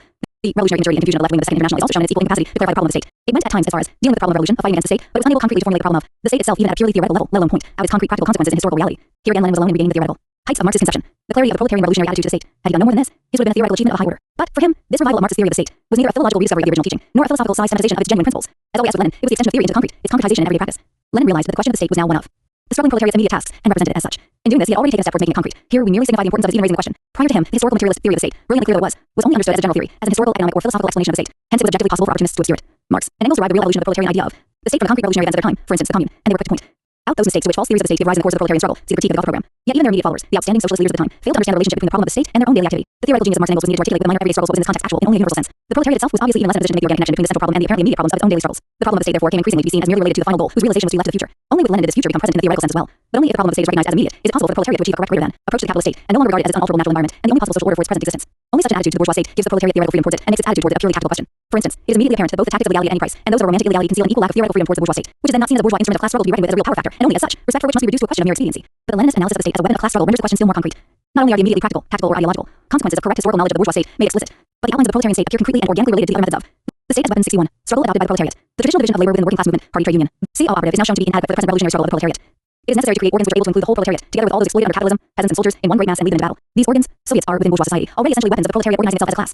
One says this revolution is on the agenda. For as Marx said, the class organization of revolutionary elements presupposes the completion of all the forces of production, which can never develop in the womb of the old society. This organization of the whole class has to take up the struggle against the bourgeois state apparatus, whether it wants to or not. There is no choice. Either the proletarian Soviets disorganize the bourgeois state apparatus, or the latter succeeds in corrupting the Soviets into a pseudo-existence and in thus destroying them. Either the bourgeoisie undertakes the counter-revolutionary suppression of the revolutionary mass movement and reestablishes normal conditions of order, or the proletariat's instrument of rule, its state apparatus, equally, when its struggle, emerges from the Soviets, the instrument of that struggle. Even in their earliest and most undeveloped form, the workers' Soviets display this character. They are an anti-government, whereas other organs of the class struggle can make tactical adjustments even during undisputed rule of the bourgeoisie. In other words, can function in a revolutionary way under such conditions. Workers' Soviets are in essential opposition to bourgeois state power as a competing dual government. So when Marx, for example, recognizes the Soviets as organs of struggle but denies their fitness to become status apparatus, he expunges from his theory precisely the revolution itself, the real proletarian seizure of power. When, on the other hand, individual theoreticians on the extreme left see the workers' Soviets as a permanent class organization and seek to replace party and trade union by them, they in turn reveal their lack of understanding of the difference between revolutionary and non-revolutionary situations and their confusion as to the actual role of workers' Soviets. For although the mere recognition of the concrete possibility of Soviets points beyond bourgeois society towards the proletarian revolution, the idea of workers' Soviets must therefore be permanently propagated among the proletariat, which must always be prepared to make this revolution its real existence, if it is not to be a farce, immediately involves a serious struggle for state power, in other words, civil war. Workers' Soviets as a state apparatus, that is the state as a weapon in the class struggle of the proletariat. Because the proletariat fights against bourgeois class rule and strives to create a classless society, the undialectical and therefore unhistorical and unrevolutionary analysis of opportunism concludes that the proletariat must fight against all class rule. In other words, its own form of domination should under no circumstances be an organ of class rule, of class oppression. Taken abstractly, this basic viewpoint is utopian, for proletarian rule can never become reality in this way. Taken concretely, however, and applied to the present, it exposes itself as an ideological capitulation to the bourgeoisie. From this standpoint, the most developed bourgeois form of rule democracy appears at a minimum to be an early form of proletarian democracy. At a maximum, however, it appears to be the embodiment of this democracy itself, in which it may only be ensured that the majority of the population is one for the ideals of social democracy through peaceful agitation. From this would follow that the transition from bourgeois to proletarian democracy is not necessarily revolutionary. Revolution would be reserved merely for the transition from the backward forms of society to democracy. A revolutionary defense of democracy against social reaction would only be necessary in certain circumstances. The fact that social democracy has nowhere offered serious resistance to fascist reaction and conducted a revolutionary defense of democracy provides a practical demonstration of the extent to which the state as weapon. 63. Mechanistic separation of the proletarian from the bourgeois revolution is wrong and counter-revolutionary. Such a standpoint not only eliminates revolution from historical development, represented by all manner of crude or subtle arguments as being evolution into socialism, but conceals the bourgeois class character of democracy from the proletariat. The moment of deception lies in the undialectical concept of the majority. Because the representation of the interests of the overwhelming majority of the population is the essence of working class rule. Many workers suffer from the illusion that purely formal democracy, in which the voice of every citizen is equally valid, is the most suitable instrument for expressing and representing the interests of society as a whole. But this fails to take into account the simple detail that men are not just abstract individuals, abstract citizens or isolated atoms within the totality of the state, but are always concrete human beings who occupy specific positions within social production, whose social being and mediated through it, whose thinking is determined by this position. The pure democracy of bourgeois society excludes this mediation. It connects the naked and abstract individual directly with the totality of the state, which in this context appears equally abstract. This fundamentally formal character of pure democracy is alone enough to pulverize bourgeois society politically, which is not merely an advantage for the bourgeoisie, but is precisely the decisive condition of its class rule. For however much it rests in the last analysis on force, no class rule can, ultimately, maintain itself for long by force alone. It is possible, as Talleyrand once said, to do many things with a bayonet, but one cannot sit on one. Every minority rule is, therefore, socially organized both to concentrate the ruling class, equipping it for united and cohesive action, and simultaneously to split and disorganize the oppressed classes. Where the minority rule of the modern bourgeoisie is concerned, it must always be remembered that the great majority of the population belongs to neither of the two classes, which play a decisive part in the class struggle, to neither the proletariat nor the bourgeoisie, and that in addition pure democracy is designed, in social and in class terms, to ensure the bourgeoisie domination over these intermediate strata. Needless to say, the ideological disorganization of the proletariat is also part of this process. As can be seen most clearly in England and America, the older democracy is in a country and the purer its development, the greater is this ideological disorganization. Political democracy of this kind is of course by no means enough to achieve this end by itself. It is, however, only the political culmination of a socialized system whose other elements include ideological separation of economics and politics. The creation of a bureaucratic state apparatus, which gives large sections of the petty bourgeoisie a material and moral interest in the stability of the state, a bourgeois party system, press, school system, religion, etc. With a more or less conscious division of labor, all these further the aim of preventing the formation of an independent ideology among the oppressed classes of the population, which would correspond to their own class interests, of binding the individual members of these classes as single individuals, as mere citizens, to an abstract state reigning over and above all classes, of disorganizing these classes as classes and pulverizing them into atoms easily manipulated by the bourgeoisie. The recognition that Soviets of workers and peasants and soldiers represent proletarian state power means the attempt by the proletariat as the leading revolutionary class to counteract this process of disorganization. It must first of all constitute itself as a class, but it must also mobilize those active elements in the intermediate classes which instinctively rebel against the rule of the bourgeoisie, thereby at the same time breaking the material and the ideological influence of the bourgeoisie over them. The more acute opportunists out of power, for example, have also recognized that the social meaning of the dictatorship of the proletariat, of the dictatorship of Soviets, lies largely in the radical seizure from the bourgeoisie of the possibility of ideological leadership of these classes, particularly the peasants, and in the conquest of this leadership by the proletariat in the transition period. The crushing of the bourgeoisie, the smashing of the state apparatus, the destruction of its press, etc., is a vital necessity for the proletarian revolution, because the bourgeoisie by no means renounces its efforts to reestablish its economic and political dominance.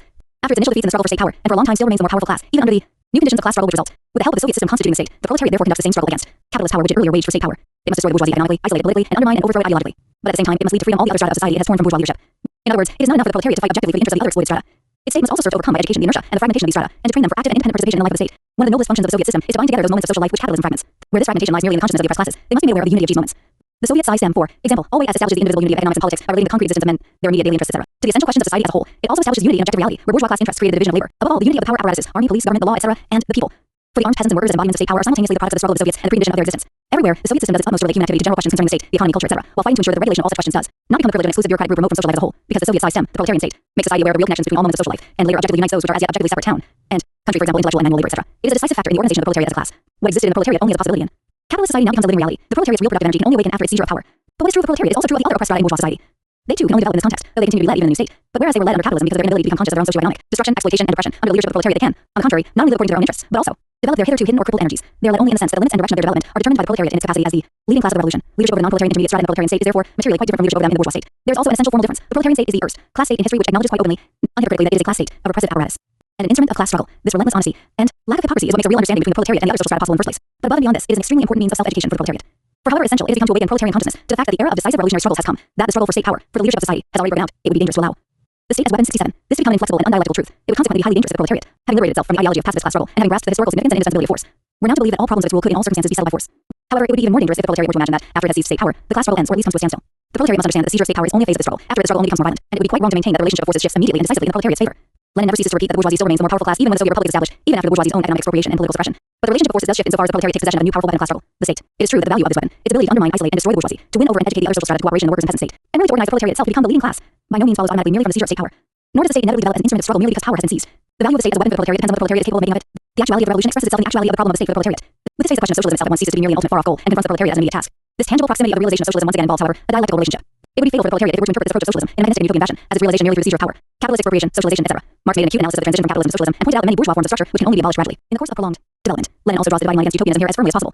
Nor, I think, he said, has any communist denied that the term socialist Soviet Republic implies the determination of Soviet power to achieve the transition to socialism, and not that the new economic system is recognized as a socialist order.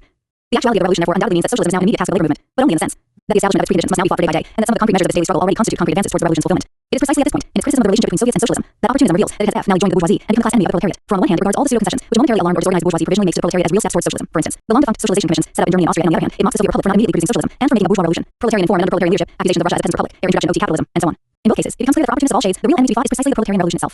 This too is but a consistent extension of the opportunist attitude to the imperialist war. Similarly, it is only a consistent extension of his criticism of opportunism before and during the war, when Lenin treats its exponents, out in practice as enemies of the working class and the Republic of Soviets. The state as weapon 69. For opportunism belongs to the bourgeoisie whose intellectual and material media must be destroyed and whose whole structure must be disrupted by the dictatorship so that it should not influence those social strata rendered unstable by their objective class situation. The very actuality of socialism makes this struggle considerably more violent than it was, for instance, at the time of the Bernstein debates. The state as a proletarian weapon in the struggle for socialism and for the suppression of the bourgeoisie is also a weapon for eradicating the opportunist threat to that class struggle of the proletariat which must be pursued with undiminished intensity in the dictatorship. 6. Revolutionary realpolitik. The proletariat seizes state power and establishes its revolutionary dictatorship. The realization of socialism is now a practical task, a problem for which the proletariat is least of all prepared. For the realpolitik of the social democrats, who consistently treated all questions of the day only as such, unrelated to the whole historical process, and without reference to the ultimate problems of the class struggle, thus never pointing realistically and concretely beyond the horizon of bourgeois society, gave socialism once again a utopian character in the eyes of the workers. The separation of the final aim from the movement not only distorts the assessment of everyday questions, those of the movement, but also makes the final aim itself utopian. This reversion to utopianism expresses itself in very different forms. Above all, the utopian conceives socialism not as a process of becoming, but as a state of being. Insofar as the problems of socialism are raised at all, they are studied only as future economic, cultural, and other questions, and in terms of the possible technical or other solutions to them when socialism has already entered the phase of its practical realization. How this, in the first place, becomes socially possible, how it is achieved or constituted, or what class relations and economic forms the proletariat must confront at the historical moment when it assumes the task of realizing socialism is not asked. Similarly, Fourier in his time gave a detailed analysis of the organization of the phalansteres without being able to show concretely how they were to be established. Opportunistic eclecticism, the elimination of the dialectic from socialist thought, divorces socialism itself from the historical process of the class struggle. Those contaminated by it are bound as a result to see both the preconditions for the realization of socialism and the problem of its realization from a distorted perspective. This fundamental error goes so deep that it not only affects opportunists, for whom socialism anyway always remains the far-off ultimate goal, but it also leads honest revolutionaries astray. The latter, the majority of the left in the Second International, saw the revolutionary process, the ongoing struggle for power, clearly enough in the context of practical everyday problems, but they were incapable of seeing the proletariat after the seizure of power and the resulting concrete problems from a similar perspective. Here too, they became utopian. The admirable realism with which Lenin handled all problems of socialism during the dictatorship of the proletariat, which must win the respect even of his bourgeois and petty bourgeois opponents, is therefore only the consistent application of Marxism, of historical dialectical thought, to problems of socialism which have henceforward become topical. In Lenin's writings and speeches, as incidentally also in Marx, there is little about socialism as a completed condition. There is all the more, however, about the steps which can lead to its establishment, for it is impossible for us concretely to imagine the details of socialism as a completed condition. Important as theoretically accurate knowledge of its basic structure is, the significance of this knowledge lies above all in establishing the criteria by which we can judge the steps we take towards it. Concrete knowledge of socialism is, like socialism itself, a product of the struggle for it. It can only be gained in and through the struggle. All attempts to gain knowledge of socialism, which do not follow this path of dialectical interaction with the day-to-day problems of the class struggle, make a metaphysic of it, a utopia, something merely contemplative and non-practical. The aim of Lenin's realism, his realpolitik, is therefore the final elimination of all utopianism, the concrete fulfillment of the content of Marx's program, a theory become practical, a theory of practice. Lenin handled the problem of socialism as he had done the problem of the state. He wrested it from its previous metaphysical isolation and embourgeoisement, and situated it in the total context of the problem of the class struggle. He tested in living history Marx's genial suggestions in the critique of the Gotha program and elsewhere, and made them more concrete and implemented them more fully than Marx had been able to in his time, despite his genius. The problems of socialism are therefore the problems of economic structure and class relations at the moment when the proletariat seizes state power. They arise directly from the situation in which the working class establishes its dictatorship, and can therefore only be understood and solved in relation to its problems. For the same reason, they nevertheless contain, in relation to this and all preceding situations, a fundamentally new quality. Even if all their elements are rooted in the past, their interconnection with the maintenance and consolidation of proletarian rule produces new problems which could not have existed either in Marx or in other earlier theories, and which can only be understood and solved in the context of this essentially new situation. Referred back to its context and its foundations, Lenin's realpolitik thus proves to be the highest stage yet reached by the materialist dialectic. On the one hand, it is a profound and concrete analysis of the given situation, its economic structure and class relations, strictly Marxist in its simplicity and sobriety. On the other hand, it is a lucid awareness of all new tendencies arising from this situation, unclouded by any theoretical prejudice or utopian fancies. These apparently simple qualities, rooted as they are in the nature of the materialist dialectic, in itself a theory of history, are by no means easy to attain. The customary ways of thinking under capitalism have given everyone, particularly those inclined to systematic study, the tendency always to want to explain the new completely in terms. Revolutionary realpolitik 73, of the old, today entirely in terms of yesterday. Revolutionary utopianism is an attempt to pull oneself up by one's own bootstraps, to land with one jump in a completely new world, instead of understanding with the help of the dialectical evolution of the new from the old. That is why, said Lenin, very many people are misled by the term state capitalism. To avoid this, we must remember the fundamental thing that state capitalism in the form we have here is not dealt with in any theory, or in any books, for the simple reason that all the usual concepts connected with this term are associated with bourgeois rule in capitalist society. Our society is one which has left the rails of capitalism, but has not yet got onto new rails. 13. But what real concrete environment for the achievement of socialism did the Russian proletariat find once it attained power? First, a relatively developed monopoly capitalism in a state of collapse as a result of the World War. In a backward peasant country where the peasantry could only liberate itself from the shackles of feudal survivals in alliance with the proletarian revolution. Second, a hostile capitalist environment outside Russia ready to throw itself upon the new workers and peasant state with all the resources at its disposal, stored enough to crush it militarily or economically, were it not itself divided by the ever-increasing contradictions of imperialist capitalism, which offer the proletariat the constant opportunity to exploit imperialism's internal and other rivalries for its own ends. This is naturally to indicate only the two chief problem areas. Not even these can be discussed exhaustively in these few pages. The material basis of socialism as a higher economic form replacing capitalism can only be provided by the reorganization and take development of industry, its adjustment to the needs of the working class, its transformation in the direction of an ever more meaningful existence, a lidial of the opposition between town and country, intellectual and manual labor, etc. The condition of this material basis therefore determines the possibilities and path of its concrete realization. In this respect, already in before the seizure of power, Lenin gave a clear exposition of the economic situation and the proletarian tasks which resulted from it. The dialectic of history is such that war, by extraordinarily expediting the transformation of monopoly capitalism, has thereby extraordinarily advanced mankind towards socialism. Imperialist war is the eve of socialist revolution, and this not only because the horrors of war give rise to proletarian revolt. No revolt can bring about socialism unless the economic conditions for socialism are ripe, but because state monopoly capitalism is a complete material preparation for socialism, the threshold of socialism, a rung on the ladder of history between which and the rung called socialism. There are no intermediate rungs. As a result, socialism is merely state monopoly capitalism, which is made to serve the interests of the whole people, and has to that extent ceased to be capitalist monopoly. Further, he writes, at the beginning of 1918, in the present circumstances, state capitalism would mean a step forward in our Soviet Republic. If, for example, state capitalism firmly established itself here after 6 months, that would be a mighty achievement, and the surest guarantee that after a year, socialism would be finally and irrevocably established here. These passages have been quoted in particular detail to refute widespread bourgeois and social democratic myths, according to which, after the failure of doctrinaire Marxist attempts to introduce communism at one sweep, Lenin compromised and, clever realist that he was, deviated from his original political line. The historical truth is the opposite, so-called war communism, about which Lenin said, it was a makeshift. And it was the war and the ruin that forced us into war communism. It was not, and could not be, a policy that corresponded to the economic tasks of the proletariat, was itself a deviation from the path along which the development of socialism was to have run, according to his theoretical predictions. Of course, it was determined by the internal and external civil war, and was therefore unavoidable, but it was still only a makeshift. And according to Lenin, it would have been fatal for the proletariat to have been ignorant of this character of war communism, let alone to have thought of it as a revolutionary realpolitik 75, real step towards socialism, as did many sincere revolutionaries who were not on his theoretical level. The crux of the matter is therefore not to what extent the outward forms of the economy are in themselves socialist in character, but exclusively to what extent the proletariat succeeds in actually controlling heavy industry, the economic apparatus of which it took possession when it seized power, and which is at the same time the basis of its own social existence, and to what extent it succeeds in really using this control to further its own class aims. No matter how much the context of these aims and the corresponding means for their realization changes, their general basis still remains the same, to pursue the class struggle by leading the vacillating intermediate strata, particularly the peasants, on the decisive front, the front against the bourgeoisie. And here it should never be forgotten that, despite its first victory, the proletariat still remains the weaker class and will remain so for a long time, until revolution is victorious on a world scale. Economically, its struggle must therefore be based on two principles. Firstly, to stop as quickly and completely as possible the destruction of heavy industry by war and civil war. For without this material basis, the proletariat is bound to be destroyed. Secondly, to regulate all problems of production and distribution to the maximum satisfaction of the material needs of the peasantry, so that the alliance established with the proletariat by the revolutionary solution of the agrarian question can be maintained. The means for the realization of these aims change according to the circumstances. Their gradual implementation is, however, the only way to maintain the rule of the proletariat, the first precondition of socialism. The class struggle between bourgeoisie and proletariat is therefore also waged with undiminished intensity on the internal economic front. Small-scale industry, the abolition and socialization of which is pure utopianism at this stage, is continuously, day by day, hour by hour, in an elemental sense and on a mass scale, creating capitalism and a bourgeoisie. The question is which of the two is going to gain the upper hand, this re-emerging and re-accumulating bourgeoisie or heavy. 76 Lenin. State industry controlled by the proletariat. The proletariat must risk this competition if it does not in the long run want to risk the loosening of its alliance with the peasants by strangling small-scale industry, trade, etc., which is in practice an illusion anyway. In addition, the bourgeoisie offers yet more competition in the form of foreign capital or concessions. Paradoxically, this development, whatever bourgeois intentions, can, by strengthening the economic power of heavy industry, become an objective economic aid of the proletariat. Thus, an alliance is born against small-scale industry. At the same time, of course, concessionary capital's normal tendency gradually to transform the proletarian state into a capitalist economy must be vigorously opposed. By restrictions on concessions, monopoly of exports, etc., it is impossible in these few remarks to attempt even the merest outline of Lenin's economic policy.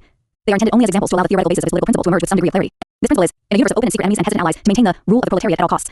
In the same way, his basic principle before the seizure of power was to discover those factors in the tangle of interwoven social tendencies of declining capitalism, whose exploitation by the proletariat was capable of transforming it into leading the ruling class in society. Lenin held to this principle unshakably and uncompromisingly throughout his whole life. In the same implacable way, he held to it as a dialectical principle, in the sense that the basis of the Marxist dialectic is that all limits in nature and in history are simultaneously determinate and immutable, and that there is not a single phenomenon which, under certain conditions, cannot be transformed into its opposite. The dialectic therefore demands a comprehensive examination of the relevant social phenomena in the course of their development, and the reduction of all exterior and visible manifestations to their basic, motivating forces, to the development of the forces of production and of the class struggle. Lenin's greatness as a dialectician consisted in his ability clearly to see the basic principles of the dialectic. Revolutionary realpolitik 77, the development of the productive forces and the class struggle always in their innermost essence concretely, without abstract prejudices, but also without being fetishistically confused by superficialities. He always related all phenomena to their ultimate basis, to the concrete actions of concrete, in other words, class conditioned, men in accordance with their real class Only in the light of this principle do the legends of Lenin the clever power politician and the master of compromise collapse reveal the true Lenin, the theorist who consistently developed the Marxist dialectic. Above all, when defining the concept of compromise, any suggestion that it is a question of knack, of cleverness, of an astute fraud, must be rejected. We must, said Lenin, decisively reject those who think that politics consists of little tricks, sometimes bordering on deceit. Classes cannot be deceived. For Lenin, therefore, compromise means that the true developmental tendencies of classes and possibly of nations, for instance, where an oppressed people is concerned, which under specific circumstances and for a certain period run parallel in determinate areas with the interests of the proletariat, are exploited to the advantage of both. Naturally, compromises can also be a form of class struggle against the decisive enemy of the working class, the bourgeoisie, one only need consider Soviet Russia's relations with imperialist countries. Opportunist theoreticians also fasten onto this special form of compromise, partly to build Lenin up or to run him down as an undogmatic power politician, and partly to find by doing so a camouflage for their own compromises. We've already pointed out the weaknesses of the first argument. To judge the second, as with every dialectical question, the total concrete environment of the compromise must be taken into account. It now becomes immediately clear that Lenin's type of compromise and opportunist compromise are based on diametrically opposed assumptions. Whether consciously or unconsciously, social democratic tactics are based on the belief that the real revolution is still a long way off, that the objective preconditions of social revolution do not yet exist, that the proletariat is not yet ideologically mature enough for revolution, the party and trade unions are still too weak, and that for these reasons, the proletariat must make compromises with the bourgeoisie. In other words, the more the subjective and objective preconditions of social revolution are present, the more purely will the proletariat be able to fulfill its class aims. So the reverse of practical compromise is often great radicalism, absolute purity of principle, in relation to the ultimate goal. It goes without saying that we can in this context only consider the theories of those social democrats who still to some extent believe in the concept of class struggle. For those who do not, compromises are obviously no longer compromises but the natural collaboration of various professional strata for the good of the whole community. For Lenin, on the other hand, compromise is the direct and logical consequence of the actuality of the revolution. If this actuality defines the basic character of the whole era, if the revolution can break out at any moment, either in a single country or on a world scale, without this moment ever being exactly determinable, if the revolutionary character of the whole epoch is revealed in the ever-increasing decay of bourgeois society, which results in the most varied tendencies continuously interchanging and crisscrossing, then the proletariat cannot begin and complete its revolution under favorable conditions of its own choosing, and must always exploit all those tendencies which, however temporarily, further the revolution or which can at least weaken its enemies. Earlier we quoted some passages from Lenin which showed how few illusions he had even before the seizure of power about the speed with which socialism could be realized. The following passage from one of his last essays written after the period of compromises still shows just as clearly that, for Lenin, this prediction never meant the postponement of revolutionary action. Napoleon wrote, "On engage et puts on voit." Rendered freely, this means first engage in a serious battle and then see what happens. Well, we did first engage in a serious battle in October, and then saw such details of development from the standpoint. Revolutionary Realpolitik 79 of world history, there were certainly details, as the Brest peace, the new economic policy, and so forth. The Leninist theory and tactic of compromise is, therefore, only the objective logical corollary of the Marxist dialectical historical recognition that, although men make their own history, they cannot do so in circumstances chosen by themselves. This follows from the knowledge that history always creates new conditions, that therefore moments in history when different tendencies intersect never occur in the same form. That tendency can be judged favorable to the revolution today, which are mortal danger to tomorrow, and vice versa. Thus, on 1 September, Lenin wanted to offer the Mensheviks and social revolutionaries compromise, a common action based on the old Bolshevik slogan, all power to the Soviets. But already on September, he writes, perhaps it is already too late to offer a compromise. Perhaps the few days in which peaceful development will still possibly have passed too. Yes, to all appearances, they have already passed. The application of this theory to be directly tossed to the economic concessions is self-evident. The extent to which the whole Leninist theory of compromise has its base in its fundamental concept of the actual theory of the revolution is possibly made even clearer by the threat of battles he fought against the left wing of his own carry on a Russian scale after the first revolution, and at the time of the peace, Brest-Litovsk. And on a European scale in all these debates, the slogan of left-wing radicalism was the rejection in principle of any compromise. Lenin's polemic shows very substantially that this rejection contains an evasion of decisive struggles, behind which lies a defeatist attitude towards the revolution.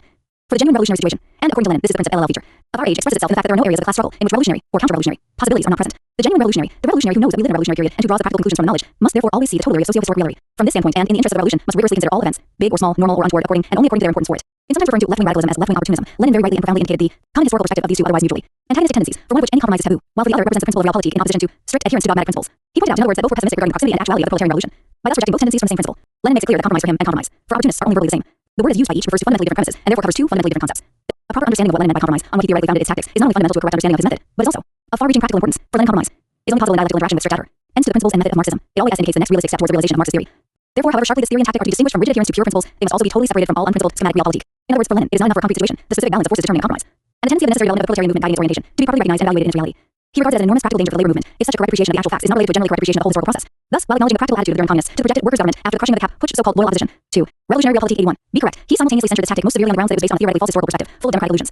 For the dialectically correct fusion of the general and the specific, the recognition of the general in the sense of general historical tendencies in the specific in the concrete situation, and the resulting concretization of theory is therefore the basis of his theory of compromise. Those who see Lenin merely as a clever or perhaps even brilliant exponent of realpolitik thoroughly misunderstand the essence of his method. But those who think that they can find in his decisions, formulas, and precepts for correct and practical action applicable everywhere misunderstand him even more deeply. Lenin never laid down general rules which could be applied in a number of different cases. His truths grow from a concrete analysis of the concrete situation based on a dialectical approach to history. Only a caricature of vulgar Leninism can result from a mechanical generalization of his insights and decisions, as shown, for instance, by those Hungarian communists who tried schematically to imitate the Brest-Litovsk peace in a totally different context when replying to the Clemens note in summer 1919. For, as Marx sharply censured LaSalle, the dialectical method is wrongly applied. Hegel never called this assumption of a mass of different cases under a general principle dialectical. But the need to take into account all existing tendencies in every concrete situation by no means implies that all are equal weight when decisions are taken. On the contrary, every situation contains a central problem solution of which determines both the answer to the other questions raised simultaneously by it and the key to the further development of all social tendencies. In the future, you must, said Lenin, be able at each particular moment to find the particular link in the chain which you must grasp with all your might in order to hold the whole chain and to prepare firmly for the transition to the next link. The order of the links, their form, the manner in which they are linked together, the way they differ from each other in the historical chain of events, are not as simple and not as meaningless as those in an ordinary chain made by Smith. Only the Marxist dialectic, by the concrete analysis of the concrete situation, can establish what fact at a given moment of social life acquires this significance. Its leitmotif is the revolutionary concept of society as a continuously developing totality, for only this relation to the totality gives the relevant decisive link this significance. It must be grasped because it is only by doing so that the totality itself can be grasped. Lenin gives the problem particularly sharp and concrete emphasis again in one of his last essays when he speaks of theopoetics and points out that much that was fantastic, even romantic, even banal in the dreams of the old company operators is now becoming unvarnished reality.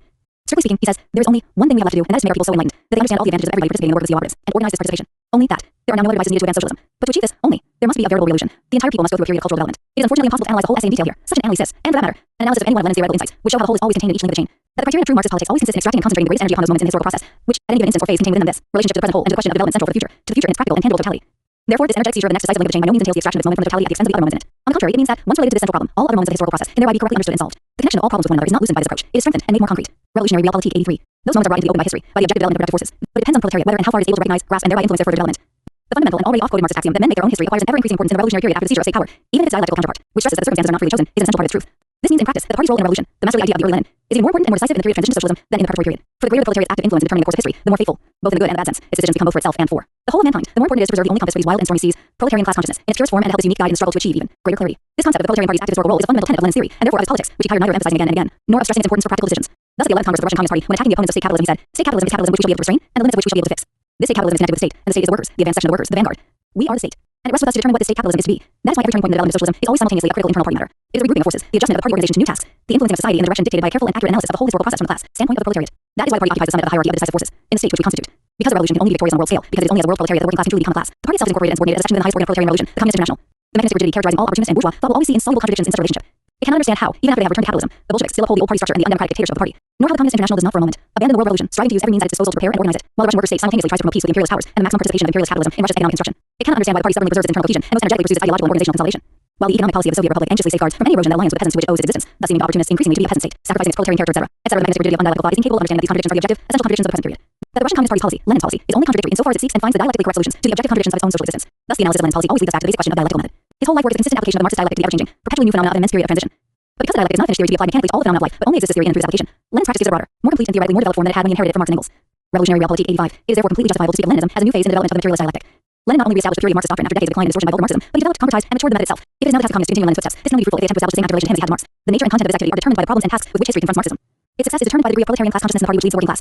Leninism means that the theory of historical materialism has moved still nearer the daily battles of the proletariat, that it has become more practical than it could be at the time of Marx. The Leninist tradition can therefore only mean the undistorted and flexible preservation of its living and enlivening, growing and creative function of historical materialism.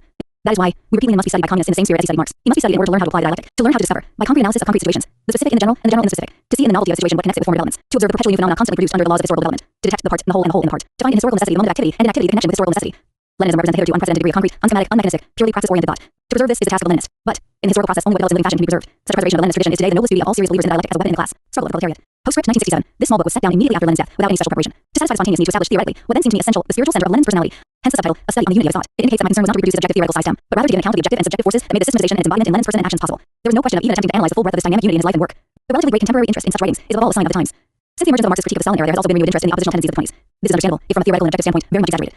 4. However, false the solutions offered by Stalin and his followers to the developing crisis of the revolution. There is no question that anyone else at that time could have provided an analysis or perspective, which could have given a theoretical guideline to problems of the later phases as well. A fruitful contribution to the renaissance of Marxism requires a purely historical treatment of the 20s as a past period of the postscript 1967-87 revolutionary working class movement, which is now entirely closed. This is the only way to make its experiences and lessons properly relevant to the essentially new phase of the present. But Lenin, as is the rule of great men, so embodied his age that the results, but especially the method, of what he said and did can still retain a definite contemporaneity even under very changed circumstances. This work is a pure product of the mid-20s, as a document of how a not inconsiderable group of Marxists saw Lenin's personality and mission, his place in the course of world events. It is therefore certainly not without interest. But it must always be remembered that his ideas were determined more by the conceptions of the period, including their illusions and extravagance then, was Lenin's own theoretical life work. The first sentence itself demonstrates the prejudices of the time. Historical materialism is the theory of the proletarian revolution. No doubt this is the expression of an important determinant of historical materialism, but equally certainly is not the only, not the determination of its essence. And Lenin, from the actuality of the proletarian revolution, formed the thread of thought and practice, would have raised the most passionate protest against any attempt to reduce to a single dimension and to cramp the real and methodological wealth, the social universality of historical materialism, by such a definition. Criticism in the spirit of Lenin could be applied to a great many passages in this little book. I shall limit myself simply to indicating the legitimacy and direction of such criticism, for I hope that sober, thoughtful readers will themselves establish a critical distance. I think it important to emphasize where the outlook I drew from Lenin led to conclusions, which still retain a certain methodological validity as moments in the elimination of Stalinism, where, in other words, the author's devotion to Lenin's person and work did not after all go astray. For certain of my comments on Lenin's behavior contain implicitly some accurate criticism of Stalin's later development, which was then still hidden except for fleeting glimpses in Zinovьev's leadership of the Comintern. For example, the increasing sclerosis under 88 Lenin, Stalin of all organizational problems. Whatever the situation at the time, whatever the demands of politics, the party organization was made into a immutable fetish, even using an appeal to Lenin's authority. I cite here Lenin's warning: political questions cannot be mechanically separated from organization questions, and the following comment made in the spirit of just such a Leninist political dynamic. Therefore, all dogmatism in theory and all sclerosis in organization are disastrous. For the party, for Lenin said, every new form of struggle brings new perils and sacrifices, inevitably disorganizes an organization ill-prepared for the new form of struggle. It is the party's task to pursue its necessary path openly and consciously, above all in relation to itself, so that it may transform itself before the danger of disorganization becomes acute, and by this transformation promote the transformation and advance of the masses. At the time, of course, this was objectively only a rearguard action of the concrete revolutionary ferment of the great years against the encroachment of bureaucratic and mechanical uniformity. But if dogmatic conformity in all areas is to be successfully resisted today, the conclusions of the 20s will only yield fruitful impulses by a detour, if they are recognized to be part of the past. For this it is indispensable that the differences between the 20s and the period we are now living in should be clearly and critically realized. It goes without saying that we must also approach Lenin's work with a similar critical clarity. For those who have no wish to build out of his work some infallible collection of dogmas, this does not in the least reduce his secular greatness. For example, we know today that the Leninist thesis that imperialist development necessarily leads to world war has lost its general validity in the present. Of course, only the inevitability of its development has been invalidated, but its reduction to a possibility changes its theoretical meaning as well as, especially, its practical consequences. Similarly, Lenin generalized the experiences of the First World War, what a mystery is the birth of war, to future imperialist wars, where the future produced quite different picture. Postscript 1967-89. I have given such examples precisely to reveal Lenin's true singularity, which has nothing, absolutely nothing to do with the bureaucratic ideal of Stalinist monument or infallibility. Naturally, an account of Lenin's true greatness is far beyond the scope of this book, which is much more time-bound than its subject. In the last years of his life, Lenin foresaw the approaching end of the period ushered in by with incomparably greater clarity than did the study of him. Nevertheless, the book now and then gives a hint of Lenin's true spiritual stature, and I should like to start my exposition from these glimmers of the truth which I perceived then. It establishes that Lenin was no specialist in economics compared with his contemporaries Hilferding and, above all, Rosa Luxemburg. But in judging the period as a whole, he was far superior to them. This superiority, and this is an unparalleled achievement, consists in his concrete articulation of the economic theory of imperialism with every political problem of the present epoch, thereby making the economics of the new phase a guideline for all concrete action in the result of decisive conjuncture. Many of his contemporaries noted this as well, fly or foe. They often spoke of his tactical skill and grasp of realpolitik. But such judgments missed the kernel of the matter. It was much more a purely theoretical superiority in the assessment of the process as a whole. Lenin gave the superiority a theoretically deep and rich basis. His so-called realpolitik was never that of an empirical pragmatist, but the practical culmination of an essentially theoretical attitude. With him, its terminus was always an understanding of the socio-historical particularity of the given situation in which action had to be taken. For Lenin as a Marxist, the concrete analysis of the concrete situation is not an opposite of pure theory, but B and the contrary, it is a culmination of genuine theory, its consummation, the point where it breaks into practice. Without any exaggeration, it may be said that Marx's final definitive thesis or Feuerbach, the philosophers have only interpreted the world in different ways. The point, however, is to change it, found its most perfect embodiment in Lenin and his work. Marx himself threw down 90 Lenin, the challenge, and answered it in the realm of theory. He gave an interpretation of social reality which provided the appropriate theoretical basis for changing it. But it was only with Lenin that this theoretical practical essence of the new wealth and showing became, without abandoning or suppressing theory, actively embodied in historical reality. Of course, this book makes only a modest contribution to an understanding of Lenin's true character. It lacks a theoretically deep, broad foundation. It also fails to give an idea of Lenin as a human type. I can only indicate this here. In the chain of democratic revolutions in modern age, the types of revolutionary leader have always been polarized. Figures such as Danton and Robespierre embody these polar images, both in reality and in great literature. One thinks of Georg Lukacs. Even the great orators of the workers' revolution such as Lassalle and Trotsky have certain Dantonist features. With Lenin, for the first time something completely new appears, a tertian danger to both extremes. Down to his spontaneous instincts, Lenin has the fidelity principle of the previous great ascetics of revolution, but without a shadow of asceticism in his character. He is lively and humorous. He enjoys everything life offers, from hunting, fishing, and playing chess to reading, pushing, and impulse and he is devoted to real men. This loyalty principle can become rock hard implacability in the civil war, but it never implies any hatred. Lenin fights institutions and, naturally, the men who represent them, if necessary to their complete destruction. but he treats this as an inevitable objective necessity, which is humanly deplorable, but from which he cannot withdraw and actually get in concrete. Struggle. Gorky records Lenin's characteristic comments on listening to Beethoven's Passionata. The Passionata is the most beautiful thing I know. I could listen to it every day. What wonderful, almost superhuman music. I always think with pride, perhaps it is naive of me what marvelous things human beings can do. Then he screwed up his eyes, smiled, and added regretfully, but I can't listen to music too often. It works on my nerves so that I would rather talk foolishness.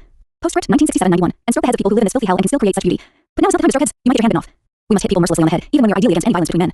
Oh, our work is hellishly difficult. Even with such a spontaneous emotional utterance of Lenin's, it should be clear that this is no outbreak of his instincts against his way of life, but that here too he is strictly consistent with the imperatives of his worldview. Decades before this episode, young Lenin was writing polemics against the Narodniks and their legal Marxist critics. Analyzing the latter, he pointed out the objectivism of their proof of the necessity of a given series of facts, and how easy it was as a result of finding themselves in the position of apologists for these facts. For him, the only solution was the greater consistency of Marxism in its grasp of objective reality, the uncovering of the real social roots of the facts themselves. The Marxist superiority over the mere objectivist lies in this consistency. He applies his objectivism both more profoundly and more rigorously. Only this superior objectivity can be the source of what Lenin calls commitment to commit yourself when evaluating any event. Directly and openly to the standpoint of a specific social group. This objective attitude thus always arises from objective reality and returns to it. This can produce conflicts if the contradictions of reality reach a point of mutually exclusive opposition, and every committed man has to settle such conflicts for himself. But there is a fundamental difference between the conflict of convictions and feelings rooted in reality in an individual's relations, and the man in conflict who feels his own inner existence as a human being in danger. The latter is never true of Lenin. Hamlet says in highest praise of Horatio, and blessed are those whose blood and judgment are so well commingled that they are not a type of fortune's finger to sound what stops she please. 92 Lenin, blood and judgment. Both their opposition and their unity only derive from the biological sphere as the immediate and general basis of human existence. Concretely, both express man's social being in his harmony or dissonance with the historical moment, in practice and in theory. Blood and judgment were well mixed in Lenin because he oriented his knowledge of society at any moment to the action that was socially necessary at the time, and because his practice always followed necessarily from some system of true insight accumulated hitherto. Thus there was in Lenin no trace of what might remotely have appeared as self-satisfaction. Success never gained in vain, failure never gained downhearted. He insisted that there was no situation in which man could not have a practical reaction. He was one of those great men who, precisely in their life's practice, achieved much, including the most essential. Nevertheless, or perhaps therefore, almost no one else wrote of possible or actual failures so soberly, with so little pathos. The intelligent man is not one who makes no mistakes. There are no such men and cannot be. The intelligent man is one who makes no fundamental mistakes and who knows how to correct his errors swiftly and painlessly. This highly prosaic comment on the art of action is a more adequate expression of his essential attitude than any high-flown confession of faith. His life was one of permanent action, a continuous struggle in a world in which he was profoundly convinced that there was no situation without a solution for himself or his opponents. The leitmotif of his life was, accordingly, always be armed, ready for action, for correct action. Lenin's sober simplicity had therefore an overpowering effect on the masses. Again, in contrast to the earlier type of great revolutionary, he was an unequal tribune of the people, without a trace of rhetoric, compared with Trotsky. In private as much as in public life, he had a deep aversion to all phrase-mongering, bombast, or exaggeration. It is again significant that he gave this human political distaste for anything exorbitant and objective philosophical basis. Any truth. Postscript 1967-93. If exaggerated or if extended beyond the limits of its actual applicability, can be reduced to an absurdity, and is even bound to become absurdity under these conditions. This means that for Lenin, even the most general philosophical categories were never of abstract contemplative generality. They were constantly geared to practice, as vehicles of theoretical preparation for it. In the debate on trade unions, he opposed Lukács' alleged mediating eclecticism by relying on the category of totality. It is particularly characteristic of Lenin that he should apply a philosophical category in this way. If we are to have a true knowledge of an object, we must look at and experience all its facets, its connections and immediacies. That is something we cannot ever hope to achieve completely, but the rule of comprehensiveness is a safeguard against mistakes and rigidity. It is instructive to see here how an abstract philosophical category, deepened by epistemological provisos governing its application, serves directly as an imperative to correct practice. This attitude of Lenin's is if possible even more clearly expressed in the debate over the peace of Brest-Litovsk. It is now an historical commonplace that he was correct in his realpolitik as against the left communists, who on international grounds argued for the support of the coming German Revolution with the Revolutionary War, thus gambling the very existence of the Russian Soviet Republic. But Lenin's correct practice here rested on a deep theoretical analysis of the particularity of the development of the revolution as a whole. The priority of the world revolution over any single event, he said, was a genuine and therefore practical truth. If we are not to ignore the long and difficult road to the total victory of socialism. But with respect to the theoretical particularity of that concrete situation, he added that any abstract truth becomes a catchword if it is applied to each and every concrete situation. The difference between truth and revolutionary phraseology as a basis of practice is therefore that whereas the former derives from the exact state of the revolutionary struggle necessary and possible at the time, the latter does not. The noblest feelings, the most selfless devotion become mere phrases if the theoretical essence of the situation, its particularity, allows no genuine revolutionary practice. Such a practice does not necessarily have to be successful. In the revolution, Lenin passionately opposed Platonov's verdict on the defeat of the armed uprising in Moscow, that we should not take up arms, on the grounds that this defeat itself furthered the revolutionary process as a whole. Any analogy, any confusion of the abstract with the concrete, of the universal with the actual, leads immediately to empty phrases. For example, the comparison of France in 1792 and Russia, in which was frequently employed during the Brest-Litovsk debate. Similarly wet, the German communists drafted some highly intelligent, self-critical theses after the Capuchin guidelines for the eventuality of recurrence of such a putsch. Lenin is reported to ask them, how do you know that German reaction will repeat such a coup at all? Such responses sat behind Lenin's life of continuous self-education. At the outbreak of war and after a series of adventures with the police, he landed up in Switzerland. Once arrived, he decided that his first task was to make the best use of this holiday and to study Hegel's logic. Similarly, when he was living illegally in workers' house after the events of July, he remarked how the latter praised the bread before the midday meal. So they don't even dare give us bad bread now. Lenin was astonished and delighted by this class appraisal of the July days. He thought of his own complex analyses of this event and the tasks they posed. As for bread, I, who had not known want, did not give a thought. The mind approaches the foundation of everything. The class struggled for bread through political analysis by an extremely complex and devious path. Through his life, Lenin was always learning, whether it was from Hegel's logic or from the opinion of a worker on bread. Permanent self-education, constant openness to the new lessons of experience, is one of the essential dimensions of the absolute priority of practice in Lenin's life. This, and above, all the form of his self-education, created the unbridgeable gap between him and all empiricists or power politicians. For he did not merely express his insistence on the category of the totality as basis and measure of politics polemically and pedagogically. The demands he made on himself were more stringent than those he made on his most valued collaborators. Universality, totality, and concrete uniqueness are decisive features of the reality in which action should and must be taken. The extent to which they are understood is therefore the measure of the true efficacy of any practice.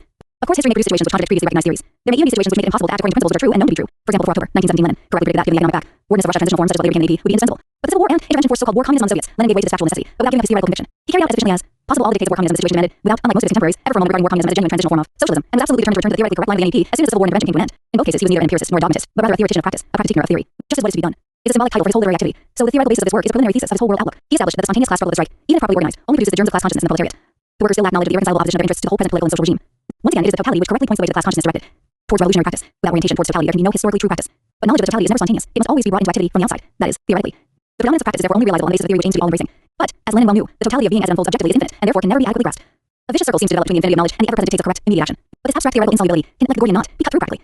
The only source suitable for this is that human attitude which once again must refer to Shakespeare. The readiness is all one of Lenin's most characteristic and creative traits was that he never ceased to learn theoretically from reality while remaining ever equally ready for action. This determines one of the most striking and apparently paradoxical attributes of his theoretical style. He never saw his lessons from reality as closed, but what he already learned from it was so organized and directed in him that action was possible at any given moment. I was lucky enough to witness Lenin at one of these innumerable moments. It was in 1921. There was a session of the Czech committee at the third Congress of the Comintern. The questions were extremely complex and opinions irreconcilable. Suddenly Lenin walked in. Everyone asked him for his opinion of the Czech problems. He refused. He said he tried to give the material proper attention, but such pressing affairs of state had intervened that he got no further than hurriedly leafing through the two newspapers he was carrying with him, stuffed in his coat pocket. Only after many requests did he agree to communicate at least his impressions of these newspapers. Lenin took them out of his pocket and began a quite unsystematic, improvised analysis, beginning with a leading article and ending with the day's news. This impromptu sketch became the deepest analysis of the situation in Czechoslovakia and the tasks of the Communist Party. Obviously, as a man of readiness and constancy, in the reciprocal relation of theory and practice, Lenin always opted for the priority of practice. He did this in striking fashion at the end of his major theoretical work, the first period of revolution, state and revolution. This was written in hiding after the July days, but he was never able to complete the last chapter on the experience of the 1905 and 1917 revolutions. The development of the revolution did not allow him to do so. In the postscript he wrote, "It is more pleasant and useful to go through the experience of the revolution than to write about it." He said this with deep sincerity. We know that he, always, exerted himself to make up for his omission. It was not he but the course of events that made it impossible. There has been an important change in human attitudes over the last centuries. The ideal of the Stoic Epicurean sage has had a very strong influence on our ethical, political, and social opinions. Well beyond the limits of academic philosophy, but this influence was equally an inner transformation, the active practical element. In this prototype has become far stronger than in ancient times. Lenin's permanent readiness is the latest, until now the highest and most important stage of its development. The fact that today, as manipulation absorbs practice and the end of ideology absorbs theory, his ideal does not stand very high in the eyes of the experts, is merely an episode, measured against the march of world history, beyond the significance of his actions and his writings. The figure of Lenin as the very embodiment of permanent readiness represents an ineradicable value, a new form of exemplary attitude to reality. Budapest, January 1967. Notes. 1. Page LaSalle, Bell, and Schweitzer were leading German socialists in the period before German unification in 187. 2. Page. The Lassalle were the followers of LaSalle and constituted one current in the German socialist movement. They believed in achieving socialism through state-aided key-cooperatives and other reformist means, where their rivals the Eisenacher maintained a more militant program. Wilhelm Liebknecht, the father of Karl, was the leader of the Eisenacher. In 1875, the Lassalle and the Eisenacher united to form the Social Democratic Party. 3. Page. The Ottavists, known also as boycotters, were Bolsheviks who, in the period of full revolution, opposed working and legal organizations, that is, trade unions, key-cooperatives, etc., demanded the recall of the Social Democrats from Parliament, and argued that at a time of reaction, the party should undertake not only illegal work. Page. The CAP, Kommunistische Arbeiterpartei, the German Communist Workers' Party, was founded in April 1920 following a split on tactics within the German Communist Party. KPD. The CAP stood for direct action, accusing the KPD leadership of parliamentarism and passivity. Lenin gave his views on the split in Chapter 5 of Left Wing Communism and INFU entitled Disorder. 5. 100% Lenin. 6. Page. Kautsky's theory of ultra-imperialism predicted his own words. The joint exploitation of the world by international united finance capital in place of the mutual rivalries of national finance capitals. Lenin quoted this, and another critique of Kautsky's position, in Chapter Imperialism, the highest stage of capitalism. 7. Page 41. Anton Pannekoek was a Dutchman who had been active in both the Dutch and German social democratic parties before the war. Subsequently, he joins the CAP. See note 4 above. He later became a leader of the Dutch Communist Party. 8. Page 41. The accumulation of capital was Rosa Luxemburg's main theoretical work, the genius brochure, one foremost. Important polemics. 9. Page. Massive police repression unleashed against the newly created Communist Party in the USA in late end. President Wilson's Quaker Attorney General Palmer organized armed raids, which resulted in the arrest of militants and all leaders of the party. In Boston, the prisoners were marched in chains through the streets, as in ancient Rome. 10. Page. Die Internationale, a theoretical journal, founded by Rosa Luxemburg in April. The group Internationale included Karl Liebknecht and the critic, historian, and biographer of Marx, Franz Mehring. Later became the Spartacus League, the embryo of the German Communist Party. 11. Page. Otto Bauer, one of the Austrian Democratic Party. 12. Page. The Socialization Commission in Germany was headed by Kautsky. Set up to appease the left, it was blocked by the resistance of the civil service, against which it received no support from the Social Democratic government. Kautsky tendered his resignation in April. 13. Page. By state capitalism, meant here the control by the workers' state of capitalist producers and traders, who were permitted to operate within certain limits at the time of the new economic policy. He distinguished it sharply from the state capitalism which exists under the capitalist system, when the state takes direct control of certain capitalist enterprises.